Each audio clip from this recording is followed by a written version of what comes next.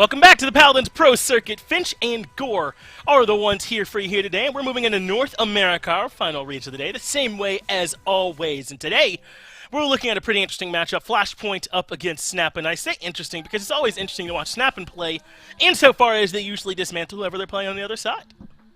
Yeah, and I believe it was Flashpoint last week, even, that were able to show some signs of life and win a map, but unfortunately weren't able to get themselves a set. And when it comes to the other side, SnapAnd, 5-5, middle of the pack, but they've been improving. I think a lot of their losses were towards kind of the beginning. I think they were a little more hit or miss, right? You never knew which SnapAnd was going to show up. They've been a lot more consistent lately, and so I'm interested to see what they're going to do. Of course, right now in North America, everybody's still trying to play catch-up to Pickled Pepper. But either way, I think this should still be an interesting match nonetheless. We're hoping so here, right? It's knowing we're going to be closing out the day on and a chance for Flashpoint to either start moving themselves up or for SnapAnd to kind of continue trending upward if they could. A lot of normal bands down here, Bazaar, Warders Gate, Shattered Desert, Bright Marsh, taking off maybe perhaps a little bit surprisingly, and that leaves us with Splitstone Quarry as the very first map that we're going to be taking a look at. We saw Splitstone earlier. It ended up being a one-sided map, but I really just don't think this map always is Quarry. It can be a long one, rounding that first corner, and the final corner are brutal on this map here too, so this could easily be a long drawn out one. Yeah, I mean, this is one that it's kind of surprising if it ever goes less than 4-3. If it goes 4-2, I guess there's also maybe a conversation there. But it's always interesting to see how these teams handle it because there's so many different strategies when it comes to Splitstone. When we watched it in the first set, there's conversations around bleachers and how much control you have over there, sending someone over towards lava, how much point control you have, all of that, as well as having sniper control or just long-range support up top. Yeah. This map can be very interesting to try and control and figure out where all of that is going to go. And what we saw earlier, at least in Europe, as well as I believe what you can see most of the time when you come to Splitstone Quarry, is that Vivian and the control that she can bring to bleachers alongside something like a Bomb King. I mean, that's just absolute bleacher control, but it's that guy over there, the Androxus Finch, that always catches my eye just because of how impactful he can be in a game in terms of game-changing. I think this is a good map for him. Wow, you're really brave going for the directional point. I had to try that off camera a couple times to make sure I was going the right direction there, Core. But you're right, man. Andro, certainly scary here on Splitstone, as is this Inara, our strongest point tank I was talking about earlier in Europe. Just as true down here in North America as well. But SnapAnd have elected to try and grab some aggressive picks. This Vivian already is ready to get aggressive, can make quick work of an Inara. The Nando on point can contest with that Immortal, and now the Corvus as well. Surprising that Corvus has passed on those first three bans, especially with Genos already taken. But I suppose you're okay with something like a Grover if you've got Inara on your side. Yeah, and Grover can play pretty well around bleachers. I mean, Moldamba has also been very solid lately. I think he fits well onto this map. It does depend. Vex has been interesting, I think, to say the least, over here on Flashpoint. Sometimes we've been getting Saris a lot out of them, and Saris pairs, I guess, technically well with Inara, maybe not competitively well with Inara. And so I think there's enough supports that you don't have to worry about it. I like the way they play this one where it's grab an off-tank, especially because Ashe is going to be so strong. I'm surprised to see Fernando even going above Ashe. But North America has their flavor, and so I'm excited to see what they're going to be able to do with it. But the Willow as well, I really like here. Even with Corvus on your side, with Fernando having cards that can help him get more healing, Willow can absolutely make this impossible to win, just in the sense that Inara controls the point better than anybody else, and now you can't stand on it because you cannot heal under that dead zone. I think this Willow brings a lot of good change into this map. Yeah, but the Andro and the Willow both be spending a lot of time floating around up there in the air, not just for free, they be throwing down damage, but they're going to make sure that a Vivian Strix doesn't take them out of the air, right? That's going to have to be part of their concern. If that Willow's able to chill up there, though, get a couple of ultimates off and really cause problems for this Nando, then obviously I think Flashpoint are in a great spot. SnapAnd going to try to rely on this solo tank for Nando to hold it down for them. Meanwhile, the triple DPS backline of Vivian Strix Buck, if you want to call Buck part of the backline, is going to be an absolute nightmare for them to deal with. This Buck going to be looking to get aggressive here for sure. Yeah, I really like the idea of what SnapAnd are bringing. I mean, it's one of those few things, you get to see it work every now and then, where it's just all-out aggression. Unfortunately, I think Andro handles people getting aggressive into him pretty well, and I think Willow does the same, right? She's very good at kind of slowing people down to play her style. Good blast damage, good direct damage that can come through from her, as well as just good point control if she's able to just stay alive long enough to make sure that happens. I like Flashpoint's draft, I think maybe for longevity and control of the objective, but that longevity is what matters, right? If you all die in the first 10 seconds of the fight or first 5 seconds of a fight, then it doesn't matter how well that you can hold on to anything. You're going to end up getting rolled over. So Buck, Strix, Vivian really want to hit you hard, hit you fast, and then just have control purely from their aggression, whereas Flashpoint, especially with the Inara, the Ashe, and the Maldamba behind them, should just be able to outlive some of that damage if they play it properly. Now, the thing is, Gore, I mean, obviously Nando's going to be on the point. You expect Strix to kind of be hanging back up there in the sniper nest, wherever he wants to be. So is this Buck then diving alone, would you say? Kind of moving into the backline on his own? Or is the Vivian going to be able to move with him? I mean, I kind of doubt it. How do you expect this to be playing out with SnapAnd, and where do you expect everyone to be going? Vivian, so this is the weird thing. Vivian works well in a vacuum. She can sit up top if you really want her to, and honestly, it's probably one of the better places because angle-wise, you're only ever going to hit her shields. You can't see her feet because of the floorboards, but realistically, she's going down bleachers, right? She's going to go down there. It's a lot of control that goes alongside this Fernando, and in terms of damage, I think is very solid at setting up and melting down someone like an Inara. But that does, like you said, leave this Buck all alone to maybe go lava side, but he can play around with it. Buck, already a pretty tanky boy, has his own self-sustain, good headshot damage on that shotgun. He has a lot of merits to going alone, and as long as he gets within vision of this Corvus occasionally, then he's going to be just fine, especially running something like Bulk Up, making sure that he's getting even more of that healing and health that he's going to be able to utilize. And the only person who's going to stop him consistently on that side of the map is Andro. So in the man mode fight, the one-on-one against the two, that's where things maybe get a little hairy. Andro, I think, is a little more consistent. We'll have to see if T-Mac is going to be able to kind of showcase that here with the headshot damage that he can do. But fighting a Buck, I mean, we saw it earlier, Nepo specifically as the player that comes to mind. One good Buck on a map like this can change everything. You're exactly right. We saw it happening earlier on with Nepo. Can we see it happening here again for Penguin as the pilot? It's Stigma, though, up top. Exactly where we expect the Strix to be, looking for angles to find damage, but unneeded. It's Penguin finding the very first kill of this match, and that's T-Mac. Got to take a bit of a seat, so already SnapAnd having control over the way that this map goes. Would not be able to get rid of Dosips as well, and that's where the complete mid-control comes from. And without the Ashe being willing to push up, Flashpoint have to stay back. SnapAnd so far have had complete control of this mid, and really we haven't even seen much contest from Flashpoint. And they're going to be able to get in here, but again, the problem is unless you push up this way, and honestly, I kind of want a DPS. I almost want Willow down here or Andro down here with the Ashe. Reincarnate is just going to have a field day because he's just pouring damage into tanks. It's what Vivian does best. Exactly right. Going to be able to chew through him easily. 84% though is where SnapAnd shall stall, and Stigma hasn't had to move any further than he wants to. Cozy up here as the Andro and the Willow can't exactly come on a mission to knock him out of this position, especially if T-Mac can't win the duels. Penguin again comes out on top, and now that Stigma damage is starting to be a problem as he finds some shots into the backline. The Inara pokes her head out and has to leave immediately. The Strix damage proves too much. The Ashe ends up falling. The Damba right behind. That's it for Dosips, and just like that, SnapAnd have control over this first mid. They're up 1-0 already.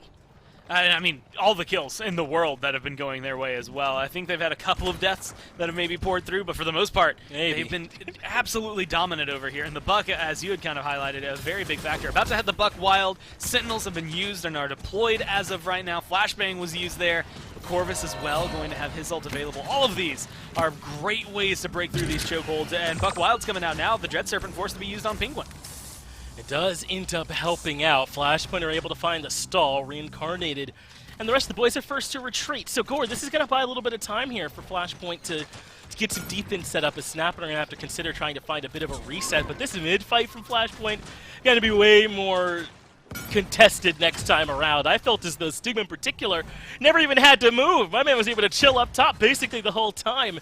And now here he is grouping up with the squad to try and make another offense work. They've got everyone back, so they can start to consider moving around this corner once more. And there's some low HP members of Flashpoint, some tagged up members of the squad, and I think SnapAnd can use that step forward. This Willow will immediately be contested by Reincarnated. T-Mac gets the kill into Stigma that eluded him during the mid, though Penguin was able to return the favor right away. Looks like SnapAnd not going to stall, though. They move a little bit further forward. Fisheko gets bested out by Reincarnated with some backup, so SnapAnd keep right on rolling. I mean, just it's so difficult, I think. As much as I like Willow in this, there's 2, 3 hit scans, 4 hit scans, I guess, if you really want to lump Corvus in there. Trying to exist in any form as a blaster, especially someone, and Andrew falls under this umbrella too, in the sky, that's just not going to be very easily done, and not happily done at that. This Fae Flight, normally something that I would say is game-changing if done properly, might just be a death sentence if Fish Echo uses it here. And unfortunately, it's one of the best ways to try and stall a push. They might need it. It's a good shot there from Stigma. Sets up Reincarnated to put the last bit of damage onto T-Mac. Fish Echo falls to Stigma's scope as well. And now it's starting to seem like it's dialed in here from Stigma in the backline. He's pushing up more damage onto the Ash. Penguin finishes that kill up in the cart now, right outside and ready to drop in. Stigma puts the damage to the Dose-Ups as well. And that is it. Snap and push successfully. This Penguin Stigma Vivian combo, man, it's too much. And a Flashpoint can't handle. That's just well played by them. Again, constant aggression that comes through. They feel really good about it. You had highlighted it, but Stigma starts getting aggressive. The fact that he keeps up in damage with the buck that was in their face the whole time, I think showcases how well Stigma specifically is bringing this. 3-1 and 6 though is maybe kind of the back burner to the 5-0 and 8 Reincarnator, to 7-2 and 4 Penguin. Both of those players, I think, as a whole, really driving forward what SnapAnd's doing. And I think, normally I like to talk about how that means that, Bones is doing a great job, which with 13 assists, absolutely. But realistically, I think they're pulling some of the pressure off of Woodknock. Being a solo tank with this kind of team on Flashpoint normally is hell. Like, it's just so difficult to try and do. Right. But because, you demand so much attention as these DPS characters, it's making it, I think, a little bit easier for Woodknock to just hang out. Yeah, for me it all starts and ends with this Buck, as they even use the Assert Dominance, whatever it takes to lock down a Woodknock, and still he survives. Penguin gets the first kill of this engagement. That is T-Mac gonna have to take a bit of a seat. Willow's in the sky, and the problems start to come through, but this time Fish Echo gets the better of Reincarnated. Huge that he's able to take care of that Vivian there. Now Dose-Ups comes around to finish up Bones. Stigma, though, is still standing, puts some damage into Fish Echo. Woodknock cleans up the Damba the other way, and still throughout it all, this Nando is still alive. How did he live with all those ultimates dropped in his face? Well, the answer is his own ultimate. The Immortal proved strong, and that means SnapAnd now have this mid control. Dose-Ups, though, trying to see what he can do to slow some of this down, to put out some contest, and wait for his boys to join him at his back. He's got comeback mechanic and a Maldamba. If you're a Nara, that's almost all you need, really, to make sure you can capture a point. A little bit of assistance on the DPS would maybe be necessary there. You can see Dose-Ups isn't immune. Being able to get up there, I mean, keeping it 50-50, close enough to SnapAnd that one good fight still wins you the point here for Flashin'. It's going to be very solid. Unfortunately, it's just winning that fight that seems to be the problem. T-Mac has not been winning those trades on the side, whether it's against the Strix or the Buck. It just hadn't been going well for the Andro. You're 100% right. This hasn't been T-Mac's game, though Fish Echo seems to be finding his groove, as he's not gotten rid of Reincarnated 2 fights in a row. Woodknock, though, just barely holding his own with this much help. But Buck Penguin is right there waiting from up top, then realizes, hey, T-Mac, you're the one I'm handling so far this game, and he does it again, shuts him down inside the lava room, and is able to get right back into the action again. Fish Echo from up top, though, putting out some damage, making life hard for Woodknock, and this time the tree falls. That's enough for Fish Echo to keep this fight going a little bit longer, but Penguin still unchecked is in the back line. Some self-healing there, but Fish Echo comes back in and closes him out. Much better for the Willow this time around. They are low, but Stigma cannot find the damage, and Flashpoint get their first mid of this game with a much better round from Fish Echo. And that's why you need, I guess, 1, 2 good frontline players, but really, let's talk about it, a good support player to make sure that you're staying alive. I mean, Vex has done it with the best of them, and of course he's going to make sure that you know that there's a good reason his tanks are going to go untouched. And the fact that they stay alive there, I mean, that's exactly, Buck jumps in thinking, okay, this should be an easy triple. If he had a Buck I thought so too. Maybe he comes through. If he had Buck Wild, absolutely. But unfortunately for him, Dead Zone specifically causing him more trouble. Bulk Up, not able to really activate in that area. You can't use your recovery, and unfortunately in that scenario, that strips away 90% of what Buck needed there, right? Shotgun ammo as maybe the other 10% as it comes through. And so they just get to live through there, and then they live through a little bit more engagement. Strix's damage is just far enough apart between shots. You don't have to stress about it. Now, I mean, Finch, they haven't really met that many snags. I was ready to drop at any given time for a fight to break out, but they've already made it 60% of the way in a minute without too much to worry about. This has been a relatively easy push so far as Woodnock continually falls in the backline. Seems like the solo tank not quite as potent off the point. Reincarnated, though, finding a double slows them down well. They've even got Stigma up to make sure that that cart doesn't push any further, and that should be enough for Flashpoint to find their first stall of this game, but that's a lot of work done in just a minute. Or rather, SnapAnd get their first stall of the game, excuse me. Flashpoint did quite a bit of work there in just that minute. But now SnapAnd get to move back towards the mid positioning where they were looking strong. Perhaps they can keep Flashpoint at bay here. Well, and I see it's stalled now, but that payload is moving forward. Now Nara back in position, Ash right behind her. T-Mac not necessarily in the best trade position, very, very low, and they lost really get Vex. aggressive, and without Vex, that's going to make a lot of this damage a little more lasting. In fact, the tanks are going to end up dropping because they don't have that support. That makes it a little easier here for Snap, and this is where the defender's advantage comes in favor on something like Splitstone Quarry. If you get isolated and separated like that, your DPS isn't there to really help the tanks out and maybe alleviate some of that pressure. Your support disappears, which is maybe even worse, and so it just leaves you kind of around, surrounded with nothing to help you get away. Some nice shots coming from Stigma here, though, as the Willow contests him, but it is not enough. Stigma continues to put out the damage. It's a double as he finds Doseps as well. Continues to hit the shots. A nice triple from Stigma there at the end of the round. Listen, that wasn't extra. That is what put the round to bed, making sure that he found those last 3 shots. Make sure to put them to bed, and Razzie doesn't. Yeah. The round goes with it, right? I mean, Tucks him in, lockdown. I mean, 3 and 7, 5 and 12. It's very difficult at this point to not highlight the DPS for Flashpoint, and realistically how they're just not getting anything done, and that's where the issues are stemming from, right? Dealing with a one tank on the other side, a triple DPS composition like this, realistically you kill Fernando and everything should fall around behind him. He's the pillar that holds it up. But then you have to think about what Fernando brings, right? So he's got a nice large shield with a pretty fast cooldown on it, as well as the fact that he's going to have some cards in his loadout to help facilitate the healing he has when he gets low. You add that in with Corvus healing, and he's just difficult to deal with. Then the distraction factor and the damage factor comes through. If you get rid of Woodnock, I think early game pressure disappears. We'll have to see it here, because he's already gone. And that's twice in a row that Flashpoint have hard pushed through bleachers, and that SnapAnd haven't had an answer, and Fish Echo continues the aggression. Not much that Bones can do in that spot. He's been completely removed. Fast cap in quick order now for Flashpoint, and that means SnapAnd have got to find some kind of way to force their way through, but already seeming difficult. They're being pinned down before they even make it out of their spawns. Doseps still pushed up aggressively, so he'll be in position. Woodnock the one they'd really love to make their way through here, but he's struggling too as well. Now up to 93%. Dread Serpent coming down, and Flashpoint, Well clean as you like, are able to secure that opening mid-fight. Again, he's been doing the thing longer than most people have known about Paladins, let alone been playing competitively. Vex, perfect timing on the Dread Serpent, just to make sure no one can jump in, right? It doesn't necessarily matter if they do or don't. You can't touch the mid in that segment without getting feared away. So even if you were able to, there's no chance for an overtime. You're not going to be able to get close enough. And that sets them up. What you would hope for is success. They do grab the point, but the payload itself has struggled for the first 30 seconds as it tries to move forward now. But that's a good sign. I want to say more for SnapAnd here. Early defense when last time you had Flashpoint just running it straight forward the entire time. Now you're making them not only stagger out, but slow down the pace of this. It's a good look for a defense.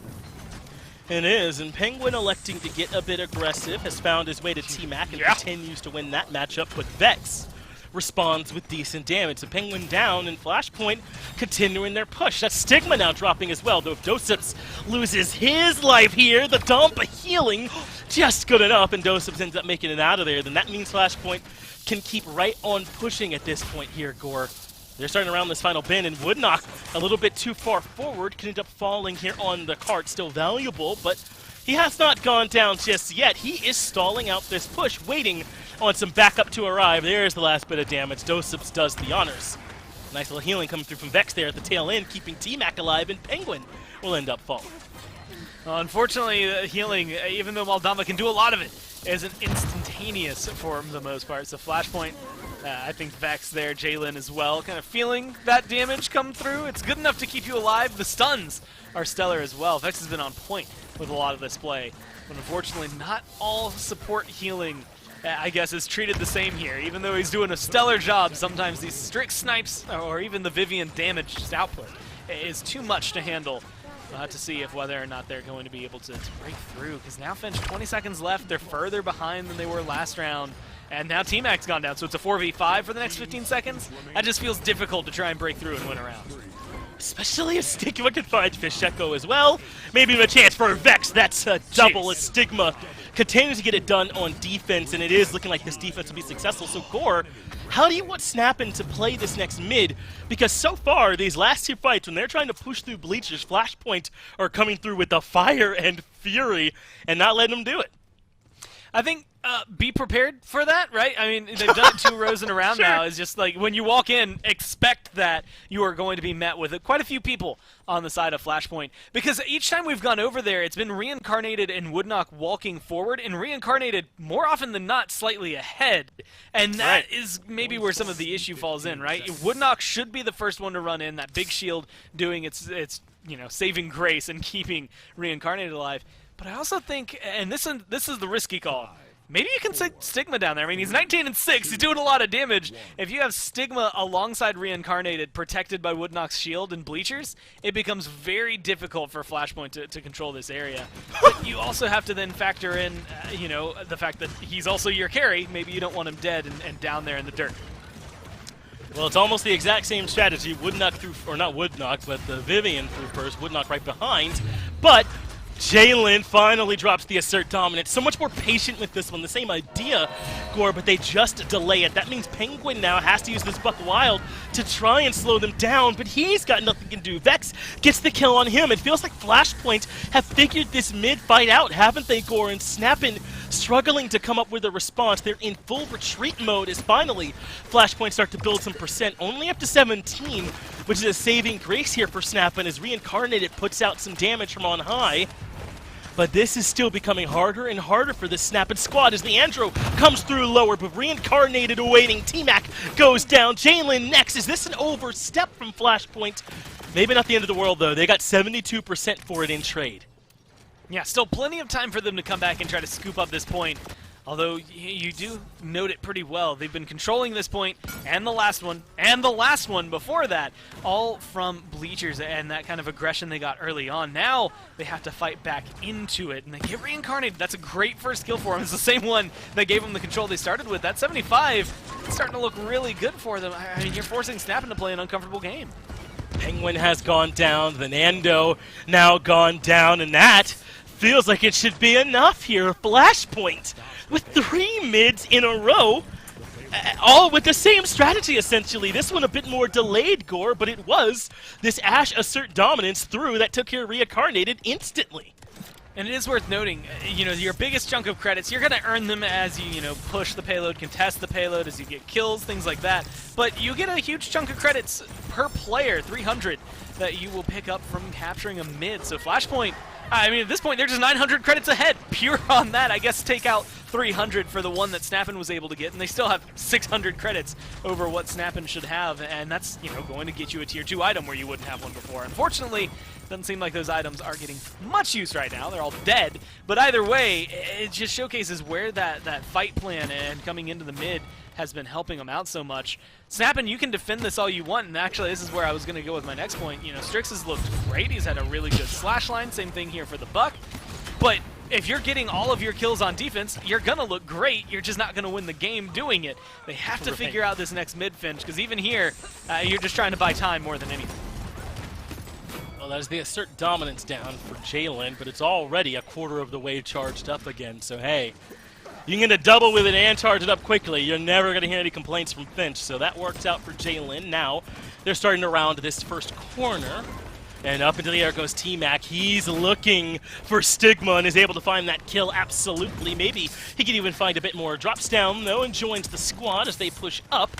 Has the Inara here with him as Woodknock has been locked in by this wall. You got to be kidding me with this one. Not enough for the kill, but the accursed arm comes down. That puts down Penguin and puts Reincarnated low. Can't finish off that kill, but puts Reincarnated in critical condition. Dose ups eventually does last bit of damage. All of a sudden, we've gone from Flashpoint winning mids to Flashpoint with a chance to end this. Jalen pushing up, has Vex behind him. Dread Serpent coming out to try and seal the deal, but not enough. Penguin claims him. Now Jalen in a tough spot, but has Dosups here to soak up some damage as well. Only Flashpoint can win from this position. SnapAnd just trying to cling to life, and Flashpoint not going to let him. That's Penguin dropping down as well, but it would not keeping Dosups out. T-Mac drops as well, and SnapAnd may have done enough to hold on, especially with Jalen's death so staggered. Yeah, that's the key, right? Staggered out enough that Inara, even though respawned, it's going to take you way longer than 9 seconds to get all the way across the map. Same thing there for the Ashe, who needed even longer to respawn. And so they buy themselves time at the right moment. I think realistically the best call in that fight is Penguin getting to the backline and dealing with Vex. I think Vex, kind of contrary to what I would normally say, normally you see a flank, maybe one of your tanks being the driving force. It's Vex right now. I think that is giving SnapAnd so much trouble because he's the one keeping everyone alive. He's playing so well. His Dread Serpent's well placed. His damage coming out in well placed. Not often you get to talk about Damba damage. I mean, it's only 34,000, but it's well placed 34k. And his stuns as well have been on point to help keep people locked down and find and ensure some kills here for Flashpoint. And so giving us the map one that I didn't know we needed, but I think we deserve. This is a good one to start it off. I think we're getting a lot of good play from Flashpoint that, I'm going to be honest, we haven't really got the luxury of seeing all phase. We haven't, and SnapAnd struggling a little bit in this exact phase of the game. These midpoints have been difficult as Pacheco goes right up to the sky, gonna let the ultimate come out early, looking for damage, but instead gets surged. That's Penguin that stops him, but T-Mac gets the double going the other way. Reincarnated and Penguin both drop Gore. So now Flashpoint have the slight advantage, but no map control from it. In fact, it's SnapAnd that retake the mid. Would not buying as much time as he can, but the damage proves too much, especially with T-Mac there, so that's enough for now Flashpoint to regain their control. They're up to 27%, but only barely holding on to it. SnapAnd should be able to make a push here in a moment. With this amount of damage from Vivian, reload those 70 bullets because you got a lot of them. Dominance up to the high ground. That's what I love. This Ashe is now just denying space away from SnapAnd. You have to play differently and dangerously to get aggressive into this. You're down by 20%. You have to be able to figure out a kill, and Ashe might be the first to go. Both these tanks are pretty low. They lost Penguin and Reincarnated, so much of their damage as Woodknock goes down 2 at 3 for 0 in favor of Flashpoint. So Stigma, you got a lot to do here, bud, and can't find it. Only gets Fish Echo for the trouble. Bones coming down to contest, at least dying on the point. They do have one more member here nearby. That's Penguin, but he cannot find a way to get it done here, Gore. But in comes Woodknock. He bought just enough time. That was huge. Bones, the one that stepped on the point, bought this moment for Woodknock to get here, but Woodknock falls. Reincarnated right behind him. The overtime continues to tick, and it's Flashpoint, not SnapAnd, that find the win here on our very first map. And honestly, they look great, but it just makes me more worried because we've seen them do this before, right? A very long, good, contested level of play for map number 1, and then they disappear for the rest of the set. So what Flashpoint are we getting in game 2 is where my mind almost immediately jumps to, because looking at the slash lines, not, a beautiful game for them. The damage numbers, I think, will pay them a little bit of respects for it. But 22, 11, and 19, Stigma, unfortunately finding most of those kills on defense, I think is where the issue's really coming up. Same thing, Penguin, Reincarnated. Eventually, it just got pretty easy to deal with them. They were able to top 120,000, 160, and then 160,000 damage that comes through. SnapAnd were definitely in control of the fights when it came down to the defense. Unfortunately, controlling the mid is where everything faltered, and at the end of the day, Finch, that's what they needed to win. You're exactly right. They struggled in it. You talked about the credit difference that comes from losing so many mids, and I saw it there looking at the charts. Everyone above 5K on the side of Flashpoint, and barely anyone even close on the side of SnapAnd. But these mid fights, man, I mean, how often can an Ashe assert dominate you through bleachers and before you expect it? I think Flashpoint got away with kind of the same strat a couple times there, and then when they finally had to, they mixed it up. They delayed the push a little bit, Gore, and that forced SnapAnd to come in a little bit, and then Flashpoint were ready. Eventually, every single fight, Reincarnated was the first one to die. I mean, yeah, once you were able to figure out how to lock down the Vivian all the damage disappears. It became easier at that point because you have one less distraction factor to kill Woodknock, and then it was just like dominoes from that point forward, right? Once you get rid of any of that side damage, those side distractions, the blinders, I think that come with it. Single Fernando, unfortunately, is not necessarily strong enough to change the game all on his own. Okay, well, we got a 4-3 split stone, and I suppose we're going to have a 4-3 ice mines. Listen, if you just got through on a map where you couldn't win any mids, but you were able to find some defenses, then I guess ice mine is the map for you, because it's generally favored towards getting those longer defenses, though those mids can be pretty unforgiving as well, Gore. One wipe or bad fight, and you're going to have a hard time making your way back into contest.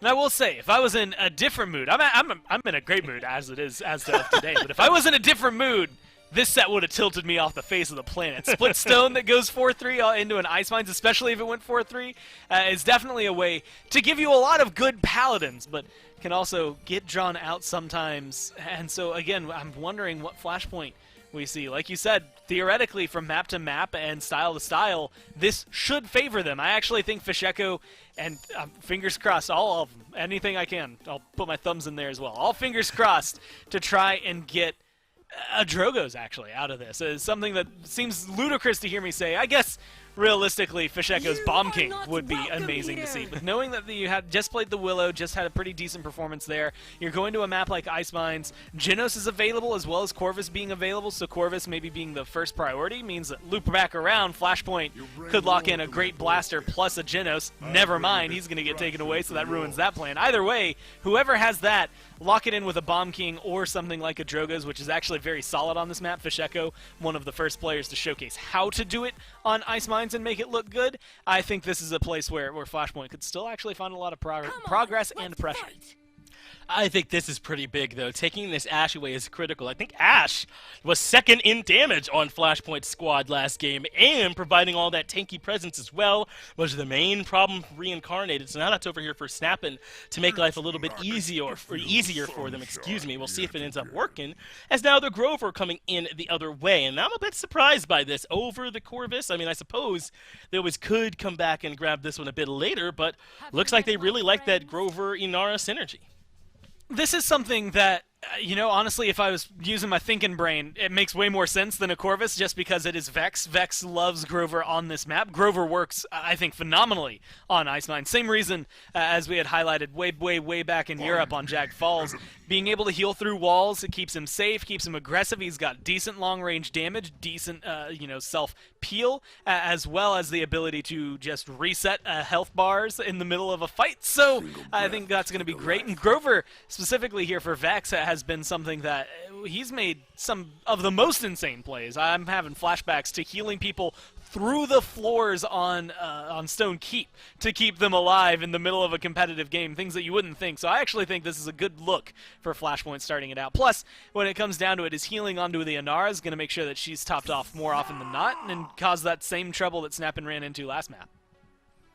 Oh, the Zen coming in here for Flashpoint. We'll see what this ends up being, Yomi or Guillotine, but either one, I think, could do well against this SnapAnd draft here, right? The Ashe and the Terminus might be otherwise difficult to chew through, but we're going to have two more traditional compositions here, aren't we? The double front line in both comps, Atlas, Inara up against Ashe, Terminus, and then I imagine we need some more DPS here for SnapAnd, and it's the Tiberius pick, Gore.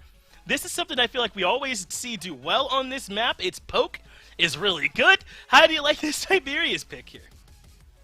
I think because of what he's playing against, this Tiberius can do a lot. And it's mainly because Zen, look, if you try to run into the hallways against a Tiberius, I don't care if you have Billow, if you have Whirl to get yourself out of there, you're going to take a lot of damage in the process. And his long range has improved. I think North America has showcased a little more of the playstyle that Tiberius needs to be successful. And a lot like some of the other champions, it's just a little more niche, right? You need a couple of these maps that go in your favor, Ice Mines being one of them.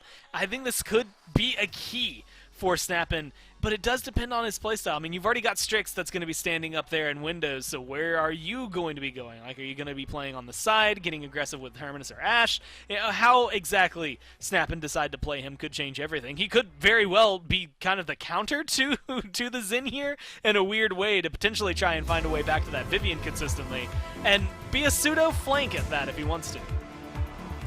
Well, after Splitstone Quarry, these teams have decided that wasn't long enough going 4-3. They want Ice Mines. So that'll be our map number 2. And we got some interesting drafts here this time around. No Corvus coming through at all in this one. Genos on one side, Grover on the other. That Zane got locked in, and for some reason I was thinking it might be Guillotine here, Goran. It is. With that Ash Terminus to take care of, don't you think it makes some sense? Yeah, I actually really love this. Guillotine, Zin, plus an Atlas against a Terminus. Even though this is one of the best maps for Terminus, he's going to have a bad time. Guillotine, kill him, then the minute he reanimates, just rewind him. He goes down to 1 health, you pop him, and he's dead. So it's going to be a pretty easy double kill, I think, on that note, if Flashpoint can execute that. It's very difficult to get those to line up every single time, but ideally that's going to be how it goes. Unfortunately, it's not starting out that way. Penguin looking better on the Tiberius this time instead of the Buck. They were able to find 2 kills right out the gate, make it 3 as the Vivian goes down as well. And yeah, Vex, I think I want to pause too. That was a storm that happened at the beginning of the game, so we'll take a moment, see if we can get these players back into it. But already, all early signs are pointing towards SnapAnd here for me, Gore. Yeah, but the same thing happened on Splitstone, right? I mean, they started off explosively at the beginning there. And then everything slowed all the way down. I mean, what, they started 2-0 and then end up losing 4-3, so the longest path that you can take in Paladins to get to that portion, I think is just phenomenal to see that Flashpoint were able to be resilient, and I hope we see some of that here, because like you said, the beginning of this is not looking too great. This Tiberius already off to a good start, getting a couple of kills, everybody getting forced away from the mid-fight, and you had highlighted it during the picks and bans not on the map screen, but Ice Mines, you lose even just slightly at the very beginning, and it could be the last time you see that point if things don't, turn around fast for you. Well, Jalen and Vex eventually dropping as well, and Woodknock now in position. The Sentinel ready to zone if need be, but I don't even know if it's going to come up here, Gore. 81%, 84%. I think that's just about it for this one. Flashpoint have resigned themselves to defense, and that will be the case. Fasheko, though, able to find a good kill into Stigma. That's not nothing. That'll stall out this offense for SnapAnd for at least a little bit, where they don't have all that damage coming for Stigma. In fact, Fasheko able to get the kill in the Penguin as well. That's both the backline damage dealers removed. And yeah, if I'm Flashpoint, I'm moving up so that this zone's working for me now. Yeah, again, on pretty much any map, you want to get as aggressive as possible, because at the end of the day, your life is, almost forfeit. On Ice Mines, though, this is actually where we see it. So, any other map, if you push up, let's say 75% of the way over to the other team's base, and you die, you're going to respawn and be able to fight around 40-50% around the mid again, right? And then maybe if you, let's say, have a just really bad couple of fights, you die, you still can defend at the 30% line, right? Now you're at the position, this is where Ice Mines is typically easiest held, it is right here, right around the mid. You've got this nice wide open path where you're going to be able to catch a lot of vision on them and get a lot of damage down, theoretically, before they can get aggressive. But SnapAnd are coming out ahead right now thanks to Stigma. They are. Stigma finding another multi-kill, and Penguin ready to get aggressive. But nice work there by the Atlas to push him back. Unfortunate, I suppose, for Penguin. But good looks for Flashpoint, as now we're starting to make our way, at least Penguin is, to the halfway mark. The cart a little bit behind him, but now starting to catch up. It's SnapAnd are making decent time here in Ice Mines. They push through that defense relatively well. And kind of as you mentioned, Flashpoint were then forced to bend from further back. But big snipe coming through for Bones. That is it for T-Mac. That's going to open things up here even more. And just, again, find that nice, almost critical kill. Granted, that was a very low Vivian anyway. Maybe didn't need the full 2400, but you needed the damage because nobody else was locking her down. She was going to be able to back up and heal up. Now you get Jalen, who's staggered out. Defender's advantage means that the Vivian's backing in the fight, but it does mean that they're still fighting a perpetual 4v5. Unfortunately, you are too, thanks to Penguin going down. That hurts their chances a lot, but Woodknock staying on T-Mac, make this so he has a hard time being involved in this one. The Inara defending from that little cubby hole where she could still contest, and it's pretty hard for her to take any damage. This is starting to look difficult for SnapAnd as they get stalled in that spot where it happens. The Grover barely surviving the damage from Reincarnated, who we're used to seeing on the Vivian, but Flex is back to a tank. Drops the assert dominance. Whirlwind, though, is the answer. Ult for ult traded, and it's keeping this Vivian alive. But T-Mac still cannot stay standing throughout all of that damage. So a little bit of a window now for Snap, but they got to capitalize quick. Losing Reincarnated hurts, though they do still have this Terminus on the front line. Bones gets rid of Fish Echo, but Jalen putting in damage from the top should help to stall this one out. They got those pick score, but you got to capitalize quickly because defender's advantage means they're back quick. And they're right there. I think that one feels a little worse overall for SnapAnd just because of the fact that it feels like they should have been able to hold on a little bit longer, although with their health bars, and granted how quickly those kills came through, I don't think there was much hope for them. Realistically, you're loading into this next one. Yeah, 1-1, but I think that helps them a little bit more just because now you get to see this Tiberius maybe find the same amount of control. Has his ult ready this time around. Has gone for Charisma 5, which honestly, we see this a lot depending on the style of champion, and I think Tiberius is going to fall into this, which realistically is you've got one card for healing, one card to give you health, and those two together are realistically just trying to get you as, I guess, survivable as possible. Bomb King does it. Most of the time it's to survive something like a Genos shot, but honestly 2450 is just that sweet spot. A little bit of extra health that I think a lot of tanks and DPS aren't going to be quite prepared for. So watch to see if Penguin, well, I guess how survivable he is. How often does he go down? Well, he's already in barn, taking a lot of damage. I think 250 came up there, but Vex did the 268 remaining. They'll end up losing Reincarnated as well. So that's an early 2-for-0 here for Flashpoint. They're cozily, comfortably starting to push up. And as is the case in Ice Mines, you might already be done. Stun lands onto Stigma in the back. The Term, the only one this far up, but T-Mac wants a double. He ends up getting rid of Bones. Woodknock falls as well, and yeah. Gore, I think that might be all she wrote here for this mid-fight. Flashpoint now up 2-1. Unfortunately, maybe not! No. Able to get in there very fast was Penguin. But unfortunately, not able to do too much. I don't know that I've seen Tiberius move that fast before. I was neither. I know what that on was. a mission to get in there. And unfortunately, it can only get you so far. So Flashpoint now in the driver's seat to get things going, but that's 2 down, Finch! Bones finds the double with the ult and Stigma right there to follow up. This is what SnapAnd did on Splitstone. They were way better on defense than in the mid-fight, so maybe we'll get a chance to see that happening here again. Aggressively, Penguin moves up, finds the damage onto Vex. Dosups is having to run away as well as Penguin rounds the corner on him and finds plenty more damage. That's it for the Inara. So they do end up losing Bones in the trade. SnapAnd, they got to show us this a bit more convincingly, consistently, but that's how you defend. And yeah, you started off with something like that, and I don't think you have too much to worry about. At least like they've done already. You buy a minute to make sure that you're safe. They're also fighting much more, I guess, close to the mid, which is, granted, around the payload, but not typically where you see a fight around this area. But it's opening up things like the assert dominance and that kill field that is the edge of the map. Reincarnated is not finding as much as I think they'd like. No, he didn't have nearly as much follow-up because T-Mac got a couple kills before that, but there's the eventual follow-up he needed. Penguin gets one, Reincarnated gets the other. Even Bones getting involved, though a couple kills going the other way, but as always, these trades, the checkerboarding, will favor the defense. Snap and say, hey, you thought you were taking that somewhere, huh, Jalen? Well, we're here now. Term comes around the corner first. That's enough to stall this out. And Flashpoint might end up getting slowed down. I mean, 50 seconds left to convert from here, Gore. Feels difficult, but obviously if you're Flashpoint, you got to chew through everything you can here, try to make this happen, because you honestly never know. Maybe you get on a roll and make it happen, but Stigma says no, puts down Jalen. T-Mac falls as well. It's SnapAnd continuing to eat away at Flashpoint's already limited time.